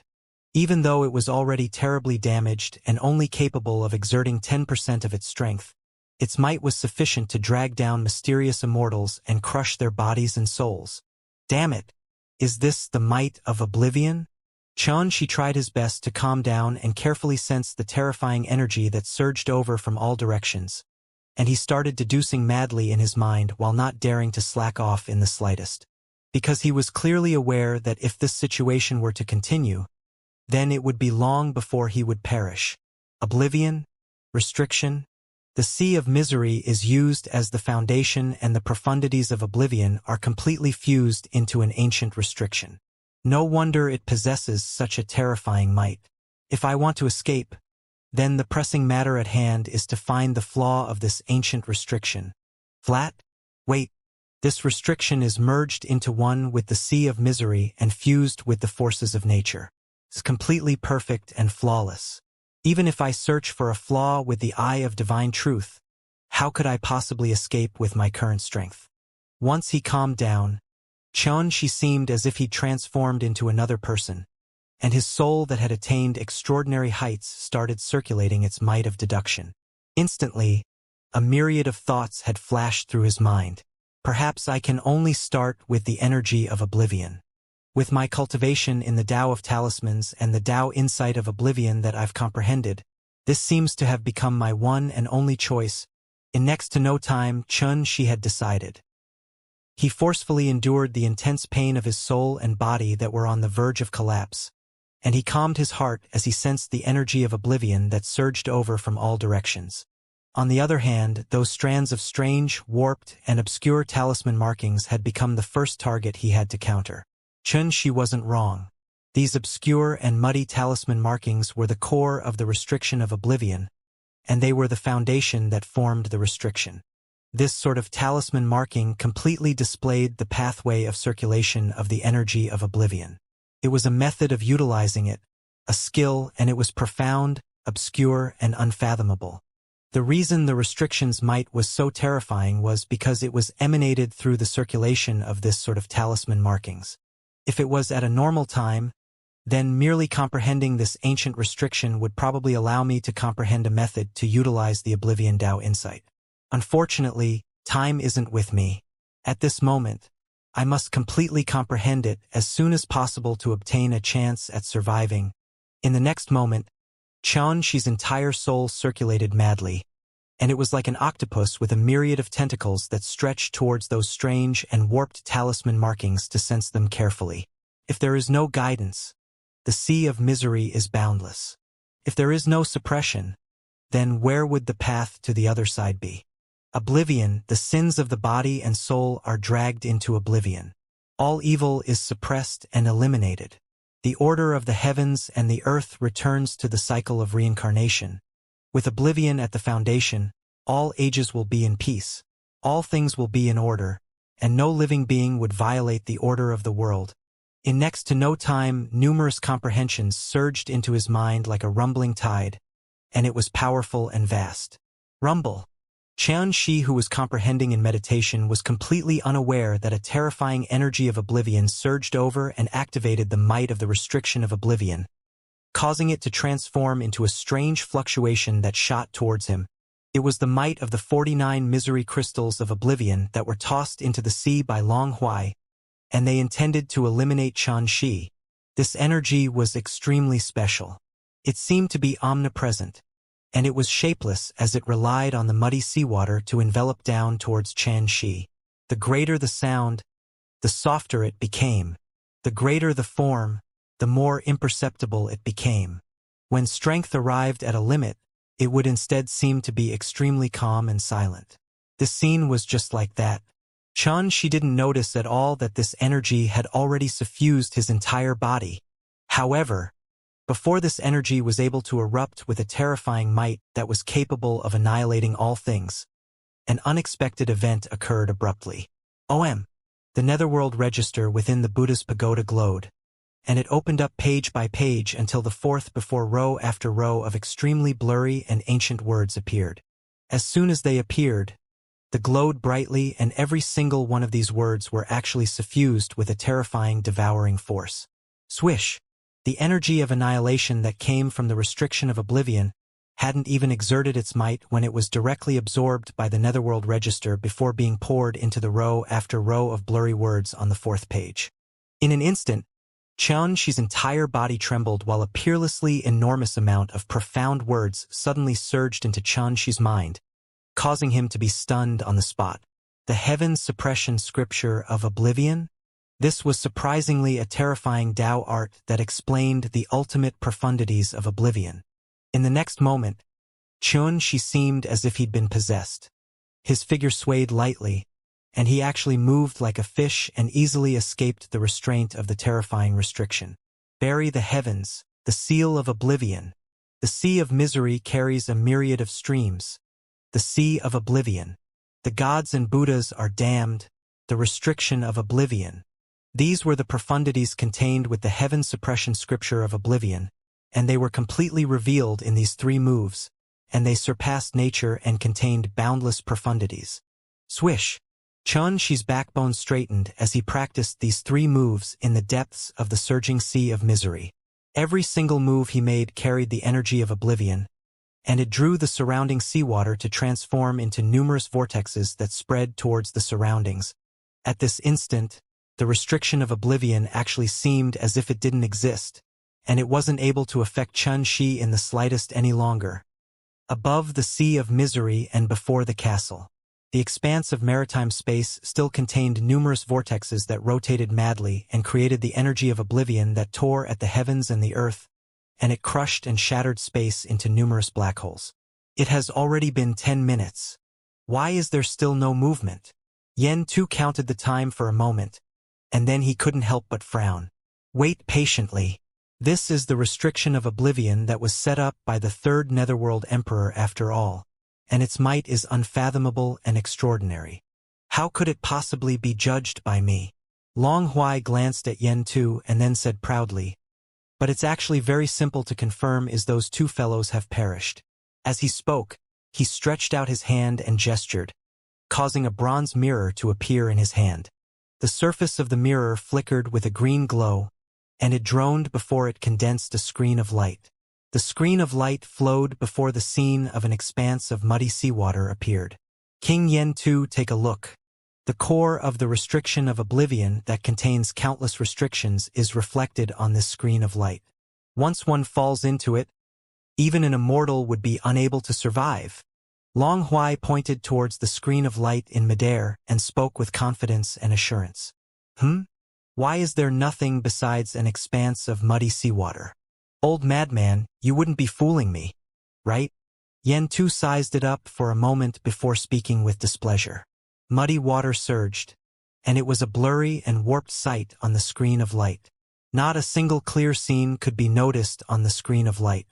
Long Huai was stunned when he saw this, and then he muttered, "It shouldn't be like this. This is a floating light heart reflector. There's one main and one auxiliary part. The other part has been hidden within the restriction of oblivion by me, and they completely reflect the scene that appears on each other's surface. Moreover, even gods are unable to notice a trace of it. Why is it like this?" As he spoke, he gritted his teeth before biting open the tip of his tongue, and then he suddenly spat out a mouthful of blood essence onto the bronze mirror. After that, his fingers fluttered about repeatedly before a droning sounded out, and then the screen of light flashed and started roiling without end. In next to no time, a scene that was clear down to the slightest detail appeared. But when they saw all of this clearly, the pupils of both Long Huai and Yen Tu constricted while their mouths gaped wide open, and they stood there flabbergasted. In the screen of light, seawater surged while waves roiled, and they could faintly see a tall figure moving about while actually practicing a Tao art. "You damnable old madman! Is this the restriction of oblivion you spoke about? It can't even kill a little fellow at the earthly immortal realm. Yet you said even a mysterious immortal would find it difficult to survive." Yen Tu's face sank as he gnashed his teeth and said, "What about those 49 fucking misery crystals of oblivion of mine? What the fuck happened to them? This. Long Huai remained completely indifferent to all of this. He stared fixedly at the screen of light while he was shocked to the point his entire body trembled without end, and he almost didn't dare believe his eyes. "No. I've studied this formation for 3,000 years, so how could it possibly not possess even a bit of strength? Impossible. Absolutely impossible."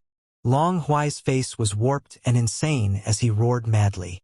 As he spoke, he suddenly flashed up into midair before he swiftly executed numerous profound seals and struck them into the vast sea of misery. "Flesh incinerate with these soul core as sacrifice. Restriction of oblivion. Fucking obliterate those damnable bastards for me." Long Huai howled with a grim voice, and he'd gone completely insane. Yen Tu was greatly alarmed, and he cried out involuntarily, "Old madman, what are you doing? Could it be that you intend to sacrifice the soul cores of all those subordinates?" Earlier, Long Huai had said that those 1,032 earthly immortal realm subordinates that were killed by Chun Shi and Bei Ling hadn't truly perished. Their bodies had been sacrificed to the restriction of oblivion while their soul cores were left behind, and they would be able to be reborn with a secret technique after Chun Shi and Bei Ling were killed. Yet now, based on the current circumstances, Long Huai actually intended to sacrifice the soul cores of all these 1,032 subordinates. So how could Yen Tu not be shocked? They're just some subordinates. So long as we can annihilate those two people, what's there to pity? Long Huai stood proudly in midair while he roared madly with a warped expression, and he seemed as if he'd lost his mind. "Old madman, my lord will absolutely not let you off for doing this."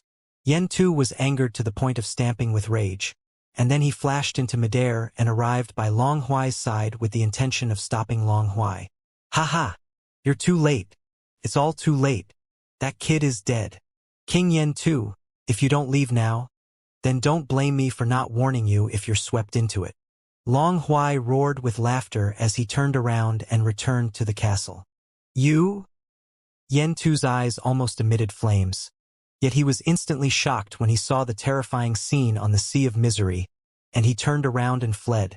The vortex that the maritime space had transformed into had already completely changed in appearance. An extremely dense glow of blood shot into the sky, and it was gorgeous and bloody as it dyed the entire heavens and the earth dark red. At the same time, a terrifying fluctuation swept out towards the surroundings like a tide, and it seemed like a shapeless arm was stretching out towards the Sea of Misery with the intention of dragging the world into the seawater and pulling it into oblivion. Retreat! Retreat quickly! Damn it! Why did it become so terrifying?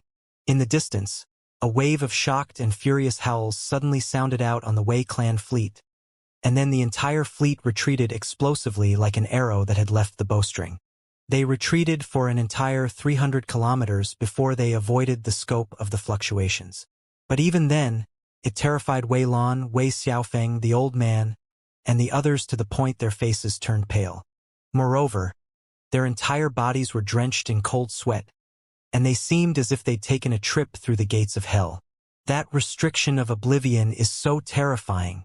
Even an immortal or god in the heavens would probably find it difficult to survive, right? Wei Lan spoke with a trembling voice, and even her teeth were shivering. Damn it! Those subordinates of King Chujiang are truly damnable. They even affected us as well. If I become accomplished in my cultivation in the future, then I'll surely slaughter my way to their doors. Wei Xiaofei gritted his teeth and was furious to the limit. Based on these circumstances, those two will probably be unable to survive. The old man muttered from the side and sighed. That damnable bastard from the mortal dimension. If he still doesn't die now, then I can just slit my own throat. Ha ha ha! Long Huai roared with laughter while his bear fluttered, and he carried an extremely arrogant bearing. Humph! You should think about how you'll report this to our lord. The nearby Yen Tu spoke coldly. Right at this moment, a wisp of a golden radiance that shot up 30 kilometers in the sky suddenly appeared at the center of the blood-colored sea that had transformed into vortexes. It was like the first ray of sunlight that tore through the darkness at dawn, and it was extremely blazing, dazzling, and resplendent. At the same time, an icy cold and indifferent voice suddenly resounded in the heavens and the earth. I'm sorry, but it looks like you'll have to slit your own throat this time. The smile on Long Huai's face froze instantaneously, and he seemed like a duck that had its neck choked as his eyes almost fell out from their sockets. Yen Tu, who stood by his side, wasn't much better. His pupils had dilated while he revealed an expression of disbelief, and he seemed as if he'd seen a ghost. Suddenly, the vortexes that covered the expanse of maritime space vanished without a trace as the surface of the sea returned to calm. Only the gorgeous blood-red seawater that completely covered the surface of the muddy sea was suffused with a horrifying glow. It was even to the extent that the raging gales, violent thunder, warped lightning, everything had vanished at this moment, and only a deathly silent atmosphere remained. Amidst this deathly silent atmosphere, a tall figure walked up while carried by waves and floated in midair. His long hair fluttered while his handsome face was covered in an icy cold and indifferent expression. This figure was naturally Chun Shi, but unlike before, he seemed to have transformed into the owner of the Sea of Misery at this moment. His backbone was like a pillar that held up the heavens while his eyes seemed to reflect the secrets of the heavens, and it was a terrifying sight. Everywhere his footsteps arrived, the airflow, dust, order, and everything in the heavens and the earth returned to an orderly and calm state. When they saw him stand beneath the sky while completely unharmed, Wei Lan, Wei Xiaofeng, and the old man on the Wei clan fleet cried out involuntarily and were shocked speechless. If it wasn't for their perception still being present, they would have almost thought that they were dreaming. You. On the distant castle, Long Huai repeated a string of the word you. Yet he was shocked to the point of being unable to mutter a complete sentence. Who could have imagined that in grand formation that was set up by the third Netherworld Emperor all those years ago, An ancient restriction that had dragged countless gods and Buddhas into oblivion would actually be unable to trap an expert at the earthly immortal realm. This simply destroyed all of Long Huai's prior knowledge, and it caused him to be utterly unable to accept this reality. The nearby Yuxia king, Yen Tu, was similarly shocked. But compared to Long Huai, he quickly recovered from his shock because he was very well aware that since this young man from the mortal dimension was able to escape from the restriction of oblivion, it was sufficient to prove how terrifying the young man's strength was. "Old madman, what are you staring blankly there for? Quickly kill this kid." Yen Tu howled as the wings behind his back flapped, and he tore through space as he charged violently at Xianxia. As a king of the Yuxia clan, his combat experience could be said to be abundant to the extreme.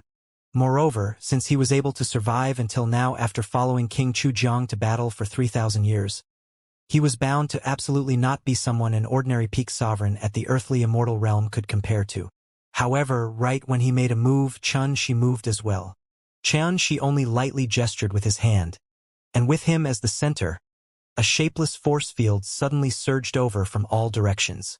The sea of misery roiled as numerous black holes and vortexes sunk open on it. Rumble. When Yen Tu's figure had just stuck out from space and arrived before Xianxia, he hadn't even made a move when he felt his figure stagger before suddenly falling towards the seawater beneath him. It felt as if numerous pairs of strong and terrifying hands had stretched out of the surface of the sea and grabbed onto his body, and it intended to crush him within the sea and drag him into oblivion. "Shit," Yen Tu muttered in his heart before his face suddenly turned grim. He swung the blood-colored halberd in his hand, and his figure shook and was about to struggle free from this pulling force. Unfortunately, he'd obviously underestimated how terrifying this shapeless force was. No matter how he struggled, he was actually unable to escape, and he was instead dragged deeper and deeper into it. He was like an insect that had fallen into a spider's web, and he seemed to be in an extremely sorry state. "Damn it! This is the energy of oblivion. How could a lowly human like you grasp it?" Yen Tu roared loudly while his face warped, and he flapped his wings repeatedly. "I forgot to tell you, I haven't just grasped the Tao insight of oblivion. I've even gained control of this restriction of oblivion." Amidst his calm and indifferent voice, Xianxia flicked his sleeve, causing the sea in an area of 5,000 kilometers to surge abruptly before transforming into a terrifying vortex that rotated madly. Space collapsed while the heavens and the earth fell into chaos, and the might of the restriction of oblivion had actually emerged once more into the world. "This is impossible. This is the ancient grand formation set up by the third Netherworld Emperor all those years ago. How could it possibly be controlled by you? It's impossible. Absolutely impossible." Yen Tu was shocked and furious as he howled repeatedly with a voice that revealed dense astonishment and terror. He didn't dare believe that this fellow from the mortal dimension would be able to take over the control of the restriction of oblivion in such a short period of time. After all, Long Huai had spent 3,000 years of time to bring forth only 10% of the might of the restriction of oblivion. Rumble. His voice hadn't finished resounding out when a strand of terrifying energy of oblivion carried surging seawater as it completely drowned Yen Tu in the next moment. The seawater roiled while the vortexes rotated. Yet there wasn't another sound from Yen Tu, and he seemed as if he'd been sent to hell and had perished. Such a scene shocked everyone that witnessed it, especially on the Wei clan fleet. When they saw that the peak sovereign, Yuxia king, that had followed King Chujiang in battle for countless years was actually crushed with a wave of the hand by Xianxia and was dragged into oblivion beneath the sea of misery. All of their bodies trembled while they were shocked to the point their scalps went numb, and they gasped without end. On the other hand, Long Huai's face turned pale with fright, and his mouth shivered as he muttered, "This is actually real. You've actually really gained control of the restriction of oblivion. Could it be that you're the inheritor of the third Netherworld Emperor?" As he finished speaking, his voice couldn't help but start to tremble. But right after that, he shook his head repeatedly. "Impossible. If it was like that, then how could you have possibly survived until now? The mantle of the Netherworld Emperor is a taboo in the 3 dimensions. Are you done? If you are, then taste the might of the restriction of oblivion." said Xianxia indifferently. Rumble. His voice had just finished resounding out when the sea of misery started seething, and then it shot into the sky as if it intended to drown the sky. It surged out and had completely drowned Long Huai and the castle beneath his feet before he could even react. Damnable bastard! Do you think you'll be able to rescue that woman like this? You'll die for sure with King Chujiang holding down the fort on Myriad Flow Mountain. Long Huai's sharp and extremely resentful voice sounded out from within the muddy water. In the next moment, all of this returned to the bottom of the sea along with the surging seawater, and then it vanished without a trace. At this point, the final line of defense that King Chujiang set up had collapsed completely, and it was wiped out. At this moment, the seawater surged and roiled before returning to its calm state from before. Only Xianxia still stood all alone in midair like an immovable mountain. I never expected that you would actually still be alive. It really exceeded this king's expectations. Come. This king is waiting for you on Myriad Flow Mountain. If you don't arrive in 3 days of time, then that woman will be sent into the 18 levels of hell. Right amidst this deathly silent atmosphere, a cold, indifferent, and low voice rumbled as it descended from the extreme distance. It was like a thunderclap that reverberated through the heavens and the earth as it awed the hearts of all. Xianxia suddenly raised his head, and his gaze was deep and flowed with strands of lightning arcs. He seemed to be able to see through the void and gaze at the distant Myriad Flow Mountain that resided on the other side of the Sea of Misery. King Chujiang? The day I arrive will be the time of your death. Xianxia spoke with a calm voice, and he seemed to be talking to himself, yet it revealed a murderous energy that was beyond question. Xianxia stood above the muddy Sea of Misery for a long time and contemplated deeply before forcefully enduring the pressing impulse in his heart. And he didn't instantly head towards Myriad Flow Mountain on the other side of the Sea of Misery. There were 3 more days. He had to rest and recuperate properly. The numerous bloody battles he'd experienced since entering the Sea of Misery this time allowed him to obtain great benefit. Especially when he was within the restriction of Oblivion, he'd unexpectedly obtained the Heaven Suppression Scripture of Oblivion, and then fused with the energy from the 49 Misery Crystals of Oblivion to break through into the Perfection Realm in the Oblivion Dao Insight in one go. It was precisely by relying on this that he was able to control the restriction of Oblivion and easily annihilate the Wuxia King, Yantu, and Long Huai. Unfortunately, the restriction of Oblivion was extremely damaged, and if it wasn't for Long Huai sacrificing the soul cores of 1,032 earthly immortal realm experts, it would be utterly incapable of bringing forth much of its might. Up until this point in time, this supreme restriction that was personally set up by the Third Netherworld Emperor had already completely collapsed and was impossible to repair. Xianxia couldn't help but feel regretful, because if the restriction of Oblivion could be repaired, then he would be entirely capable of relying on it to go against King Chujiang, and it was even to the extent he was extremely confident in being able to crush King Chujiang here. Paramitha. Judgment. Oblivion. Unfortunately, even though I've grasped numerous profundities, yet I'm helpless that my cultivation is too low in the end. If I go against that King Chujiang, I probably have to rely on the assistance of the tiny cauldron. Xianxia pondered deeply for a long time and couldn't refrain from asking in the end. Senior, that King Chujiang possesses a cultivation at the Golden Immortal Realm. If you make a move against him, how confident are you in defeating him? The tiny cauldron was silent for a moment before it said, If I was at my prime, then it would be as easy as blowing off dust. But now, I don't have the slightest bit of confidence. Xianxia was stunned. Before he could speak, the tiny cauldron continued. But if it's rescuing you and that woman of yours from him, it shouldn't be a problem. You're unable to kill him? Xianxia was slightly disappointed. The 10 kings of hell are either linked to the immortal dimension or the Buddha dimension, and their statuses are even greater than golden immortals, so they can't be underestimated. The tiny cauldron answered before suddenly saying something strange. But there might be a different favorable turn in the matter. We'll act according to circumstances. According to my deduction, our journey to the Myriad Flow Mountain this time will probably not be peaceful. As soon as it finished speaking, the tiny cauldron fell once more into silence. Xianxia was extremely shocked. He was only concerned about whether King Chujiang could be killed, and he didn't have the slightest interest towards any sort of favorable turn in the situation. Never mind, I have to depend on myself for all of this in the end. She took a deep breath after a short while, and his gaze recovered its clearness and firmness. He directly sat cross-legged in midair before starting to meditate in silence. Now, after he grasped the profundities of oblivion to perfection, his natural feeling of familiarity to the sea of misery was like returning to the embrace of his mother's womb, and he didn't have to worry about any danger at all. Swoosh, swoosh, swoosh. Right when she sat down cross-legged in meditation, the Wei clan's fleet flew over. But they didn't approach Shi and took a large circle around him instead.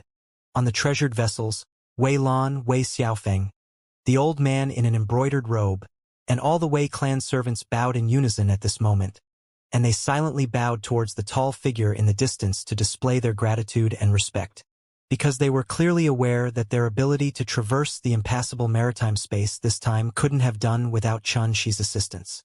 Let's set out. Wei Lan glanced at that figure from afar before she took a deep breath, and then commanded the fleet to continue forward. Big sister, I want to one day become an existence that never accepts defeat just like that senior. The nearby Wei Xiaofeng clenched his fists together tightly, while his face was covered in a firm expression. Wei Lan and the old man glanced at each other while they felt extremely gratified in their hearts. When an immature youth started to pursue his own objectives, then he wasn't far from maturity. 2 days later, Shi woke up from his meditation, and he took a deep breath while his deep and profound gaze was suffused with an oppressive, imposing aura. In these past 2 days, he'd already adjusted his state of mind, vital energy, and cultivation to a peak state, and it was completely clear like the blue sky and without the slightest ripple. He stood up and thought for a moment before finally deciding not to disturb Bei Ling that was still in a deep level of meditation. The fierce battle from a few days back was naturally nothing to him. Yet it was the most arduous and dangerous battle Bei Ling had experienced in her entire lifetime. At that time, she'd given it her all and squeezed out the last shred of strength in her entire body. But it could be predicted that after she experienced such an extraordinary tempering, her cultivation and combat strength would surely undergo a tremendous change. So it was better not to disturb her cultivation at this moment. If she stayed in the Buddha's pagoda, then so long as she was alive, her life wouldn't be in danger. Swoosh! Without the slightest delay, Shi's entire body fused into space in the next moment, and he'd vanished without a trace. The other side of the Sea of Misery was the area belonging to the Kings of Hell region. It was boundlessly vast and filled with abundant resources, and merely its coastline rose and fell endlessly without an end in sight. The most striking amongst this was undoubtedly Myriad Flow Mountain. This lofty and precipitous mountain range was like a peak that led into the sky. It lay and rose and fell along the coastline, and it was black as ink. No matter how the boundless ages washed through it, it remained unmoving and emanated a lofty and solemn aura that caused others to feel tiny in their hearts. According to legend, the Myriad Flow Mountain was the point of convergence of all the streams in the Kings of Hell region, and the myriad of streams surged into the Sea of Misery through it. All those years ago when the third Netherworld Emperor was still in power, he'd once ascended to the peak of Myriad Flow Mountain and looked at the boundless Sea of Misery from afar before sighing with emotion that the myriad of flows converged to their origins, just like the world uniting into one. Now, the Myriad Flow Mountain had become the residence of the second King of Hell, King Chujiang, and it was one of the 10 great sacred grounds of the Kings of Hell region. Moreover, its status was even higher than the 6 paths of hell. The sky was clear while clouds and mist started rising, and the piercingly cold mountain breeze whistled through Myriad Flow Mountain and added a cold and murderous aura to it. When Shi arrived here, he only sized up the mountain briefly before directly flashing towards the peak of Myriad Flow Mountain. During this process, he didn't encounter any obstruction, nor did he bump into any restrictions. The entirety of Myriad Flow Mountain seemed to be extremely silent, deathly silent. But the more it was like this, the more it caused Shi's expression to be serious. He knew clearly that all of this that wasn't defended in the slightest clearly and silently displayed how formidable, confident, and arrogant the owner of this place was, and he utterly disdained to utilize any schemes or tricks to deal with Xianxia. In other words, King Chujiang was prepared to crush him in an open manner. Xianxia faced all of this with silence while his figure didn't hesitate in the slightest, and he arrived at the peak of Myriad Flow Mountain after a short moment. There was only a lone and steep jagged cliff here, and it was coiled by a sea of clouds while it emanated a solitary feeling. A tall and lone figure stood on the cliff. He wore an emperor's crown, dark and deep black clothes, and had a thin face. He possessed a mighty posture and kept his hands behind his back as he stood there casually. Yet he emanated a unique, composed, lofty, and mighty imposing aura. At first glance, Xianxia was clearly aware that this person was King Chujiang, Jikong, and it could only be King Chujiang because the imposing aura of an emperor that controlled the heavens and the earth and commanded the universe couldn't be faked at all. Swoosh! At the instant Xianxia's figure appeared, Jikong raised his eyes and seemed to have expected Xianxia would come, and his calm and indifferent gaze swept over. What sort of gaze was this? It reflected everything in the world, the alternation between the sun, moon, and stars, and it contained the entire world and formed a myriad of unfathomable profundities. At the instant he was swept by this gaze, Xianxia's soul felt oppressed, and he felt his entire body was completely see-through, causing him to have no more secrets at all. This sort of feeling caused his heart to go cold, and he was even more clearly aware of how terrifying Jikong was. A golden immortal. This was a true golden immortal and not a mere clone like Bing Shirtian was, so the pressure and might he emanated was naturally like the difference between the heavens and the earth. If Bing Shirtian's clone was compared to an enormous piece of wood that exceeded the scope of the mortal dimension, then King Chujiang, Jikong, was an enormous tree that covered the heavens and was rooted in the immortal dimension and netherworld together. Xianxia stood there while the immortal energy in his entire body rumbled and circulated to the limit while he took extreme precautions. Only in this way was he able to disperse the terrifying and deterring force that was omnipresent. You're really not bad. No wonder you were able to kill a clone of Bing Shirtian's. If it was an ordinary earthly immortal, the person would surely kneel and submit upon meeting me, and he wouldn't be to arouse the intent to resist at all. King Chujiang spoke indifferently. But as far as this king is concerned, an earthly immortal is only an earthly immortal in the end, and you can't withstand a single blow. If you intend to rescue that Qing Shui, then you won't have the slightest chance of success. His voice was flat and didn't contain an oppressive might at all. But amidst this calmness was a strand of heavy and condensed force that was emitted naturally. It was like a god declaring his order, and it caused others to not dare arouse the intention to go against it. Xianxia puckered his lips before he said, "But I really want to try and see exactly how it feels to kill a golden immortal with my own two hands." King Chujiang shook his head and remained indifferent as he said, "Since you struggled free from the restriction of oblivion, this king knew that merely words would absolutely be unable to change your intentions. But this is good as well. Even though my subordinates were useless, they served me for many years in the end. So killing you will just happen to allow me to take revenge for them." When he spoke up to hear, Jikong raised his eyes and shot his gaze at Xianxia before he said, "Qing Shui is being kept in God Cage Cave at the center of Myriad Flow Mountain. If you want to rescue her, then pass through this king first." As soon as he finished speaking, he didn't make any movements, yet a terrifying aura suddenly stretched out. The aura disturbed the workings of the heavens, shook the clouds into chaos, and caused the heavens and the earth to show signs of being on the verge of collapse. At this instant, Jikong seemed to have transformed into a god of the worlds, and he controlled the heavens and the earth and merged it into his own vital energy, causing him to emanate a supreme and immovable imposing aura. Before him, the heavens, the earth, and everything in the world seemed to have become tiny and powerless ants. They could only submit and not go against him. Instantly, Xianxia felt that heavens, the earth, and everything in the world seemed to have abandoned him, exiled him, and rejected him from the Grand Tao. Xianxia had once felt this sort of feeling from his senior sister Liang, and it was like he'd become a prisoner that was exiled by the Heaven Tao and abandoned outside the world. It was extremely uncomfortable. This caused his soul to tremble abruptly and be suppressed to the point of being on the verge of collapsing. Moreover, the vital energy and immortal energy in his body felt as if it was on the verge of escaping his control. But right at this moment, Xianxia made a move. He didn't hesitate in the slightest, nor did he think at all, because if he still didn't make a move, then he would be completely suppressed by this imposing aura in the next moment. At that time, not to mention making a move, it would probably be impossible for him to even take his own life. Bang! His figure flashed through the sky as he bent his elbow and clenched his fist, and then he suddenly executed a punch, causing a bright red and blazing path illuminated by fire to sprawl out and lead to Permitha.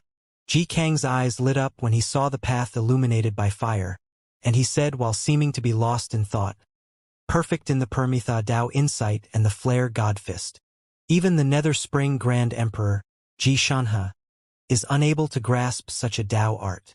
Amidst his calm and composed tone, he flicked his sleeve lightly, causing the mountain breeze to be aroused before the world transformed into layer after layer of foam that completely dispersed the blazing punch into nothingness.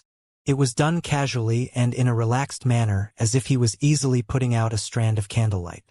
Xianxia puckered his lips tightly while his eyes blazed flames, and his battle intent surged. Xianxia didn't hesitate in the slightest to execute a second punch. Instantly, thousands of paths illuminated by fire soared through the sky and wove together like a flaming net that covered the sky, and the Permitha was everywhere, while flames illuminated the entire sky. Unfortunately, King Chujiang didn't move and merely raised his hand to completely disperse all of these attacks. "You intend to go against this king with these little insignificant tricks?" King Chujiang spoke indifferently. His figure was lone and lofty like a mountain, and even though his voice didn't carry a ridiculing tone, yet his bearing of looking down upon all living beings as ants was the greatest disdain and indifference. Xianxia remained silent. At this moment he was like a hard, stubborn, and obstinate rock. He remained indifferent to everything in the surroundings, and he only focused on the battle. The flare Godfist was unsuccessful in its attack, so he withdrew the talisman armament and executed the 7 moves of judgment. The pitch-black and lusterless talisman armament's sharpness remained concealed, and it carried a merciless and murderous imposing aura as it tore through the sky and slashed down like a blade of the heavens. In Yang Division, this sword strike was the first move of the 7 moves of judgment, and it stressed upon being swift and fierce, peerlessly swift and fierce. As soon as this strike was executed, the omnipresent aura of King Chujiang actually had a small gap torn open on it. This scene caused King Chujiang to be rather surprised. The energy of judgment from the Punishment Bureau? That old geezer Cui Jinkong made extraordinary efforts for countless years yet was unable to grasp it until now. However, it was obtained by a little fellow from the mortal dimension like you. This has really exceeded this king's expectations. Even though he spoke in this way, his actions weren't slow in the slightest.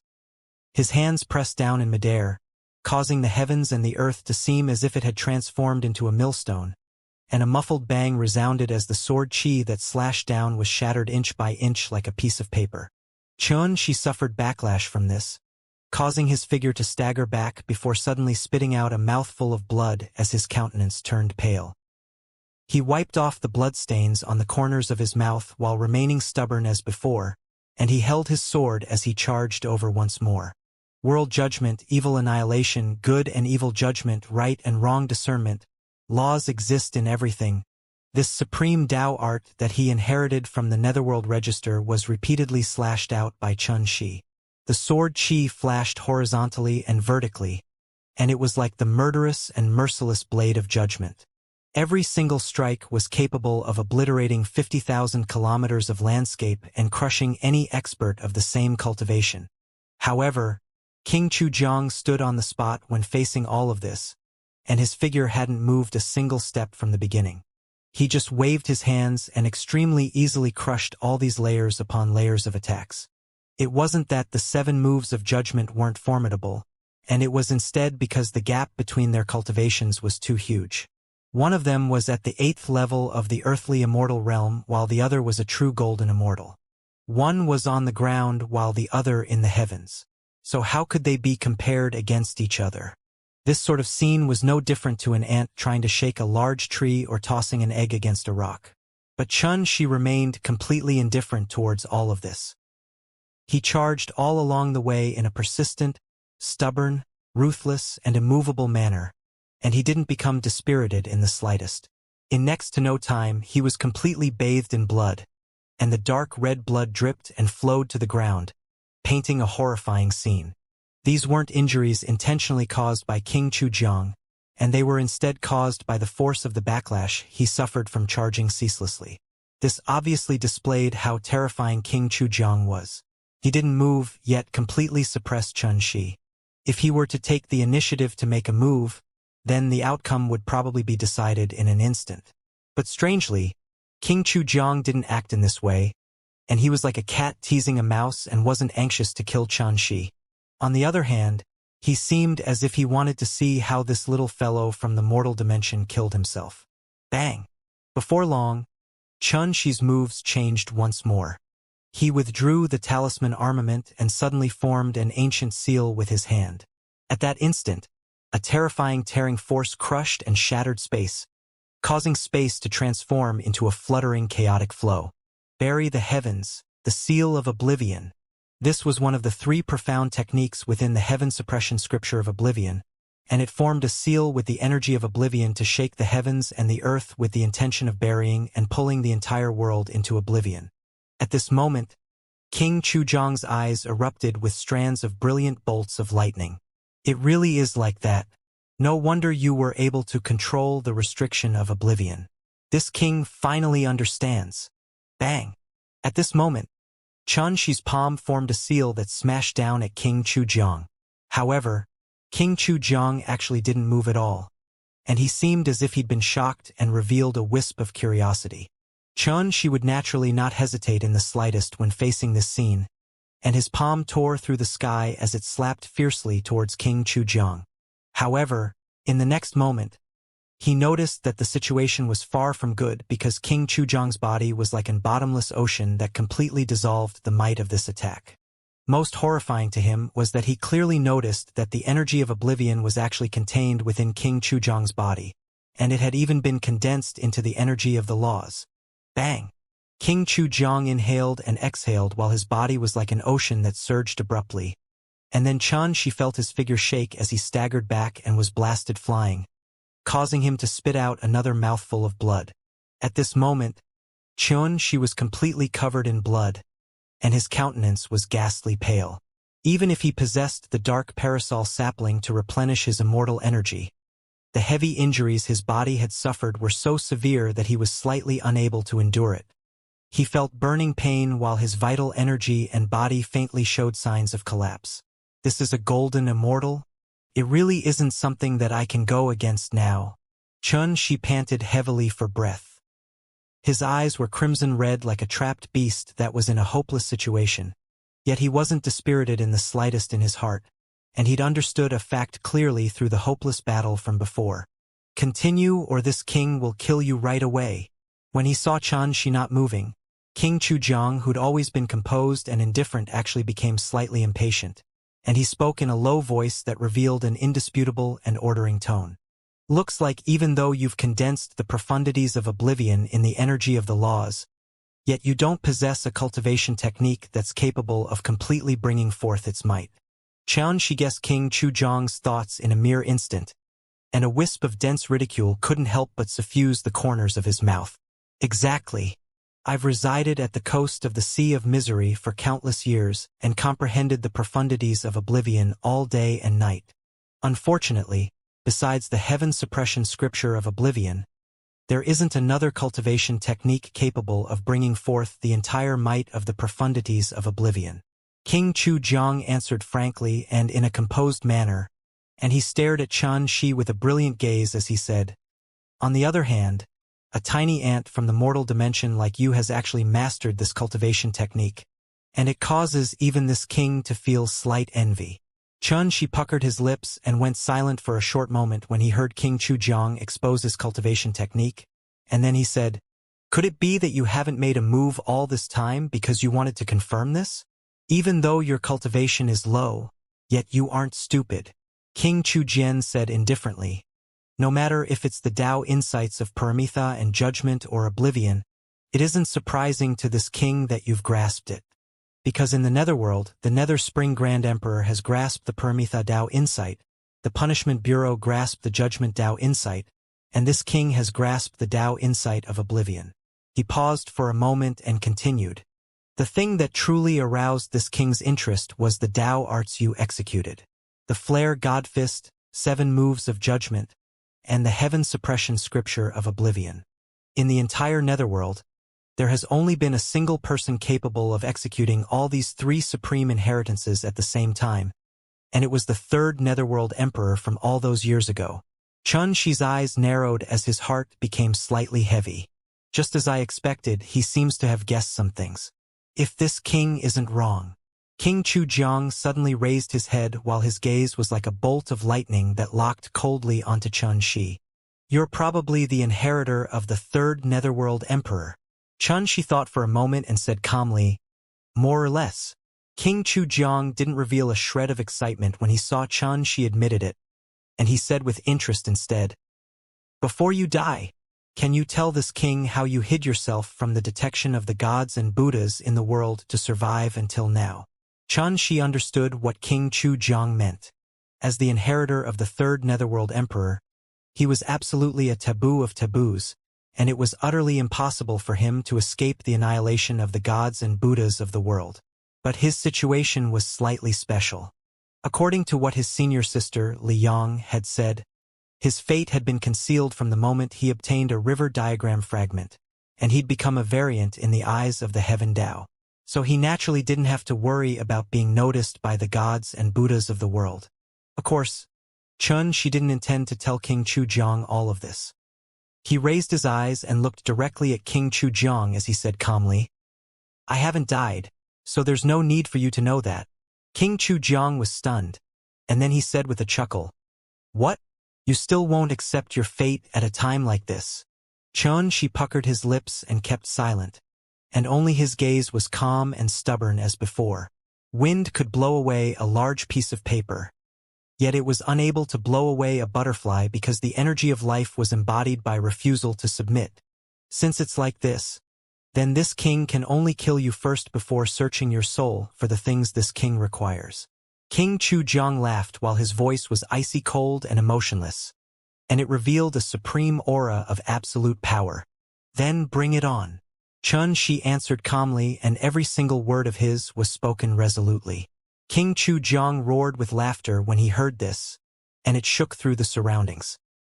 His figure that had always been standing on the spot had finally moved at this moment, and in the next instant, a slender and wide hand had passed through space to arrive above Chun Shi's head before it slapped down. It was unbelievably swift,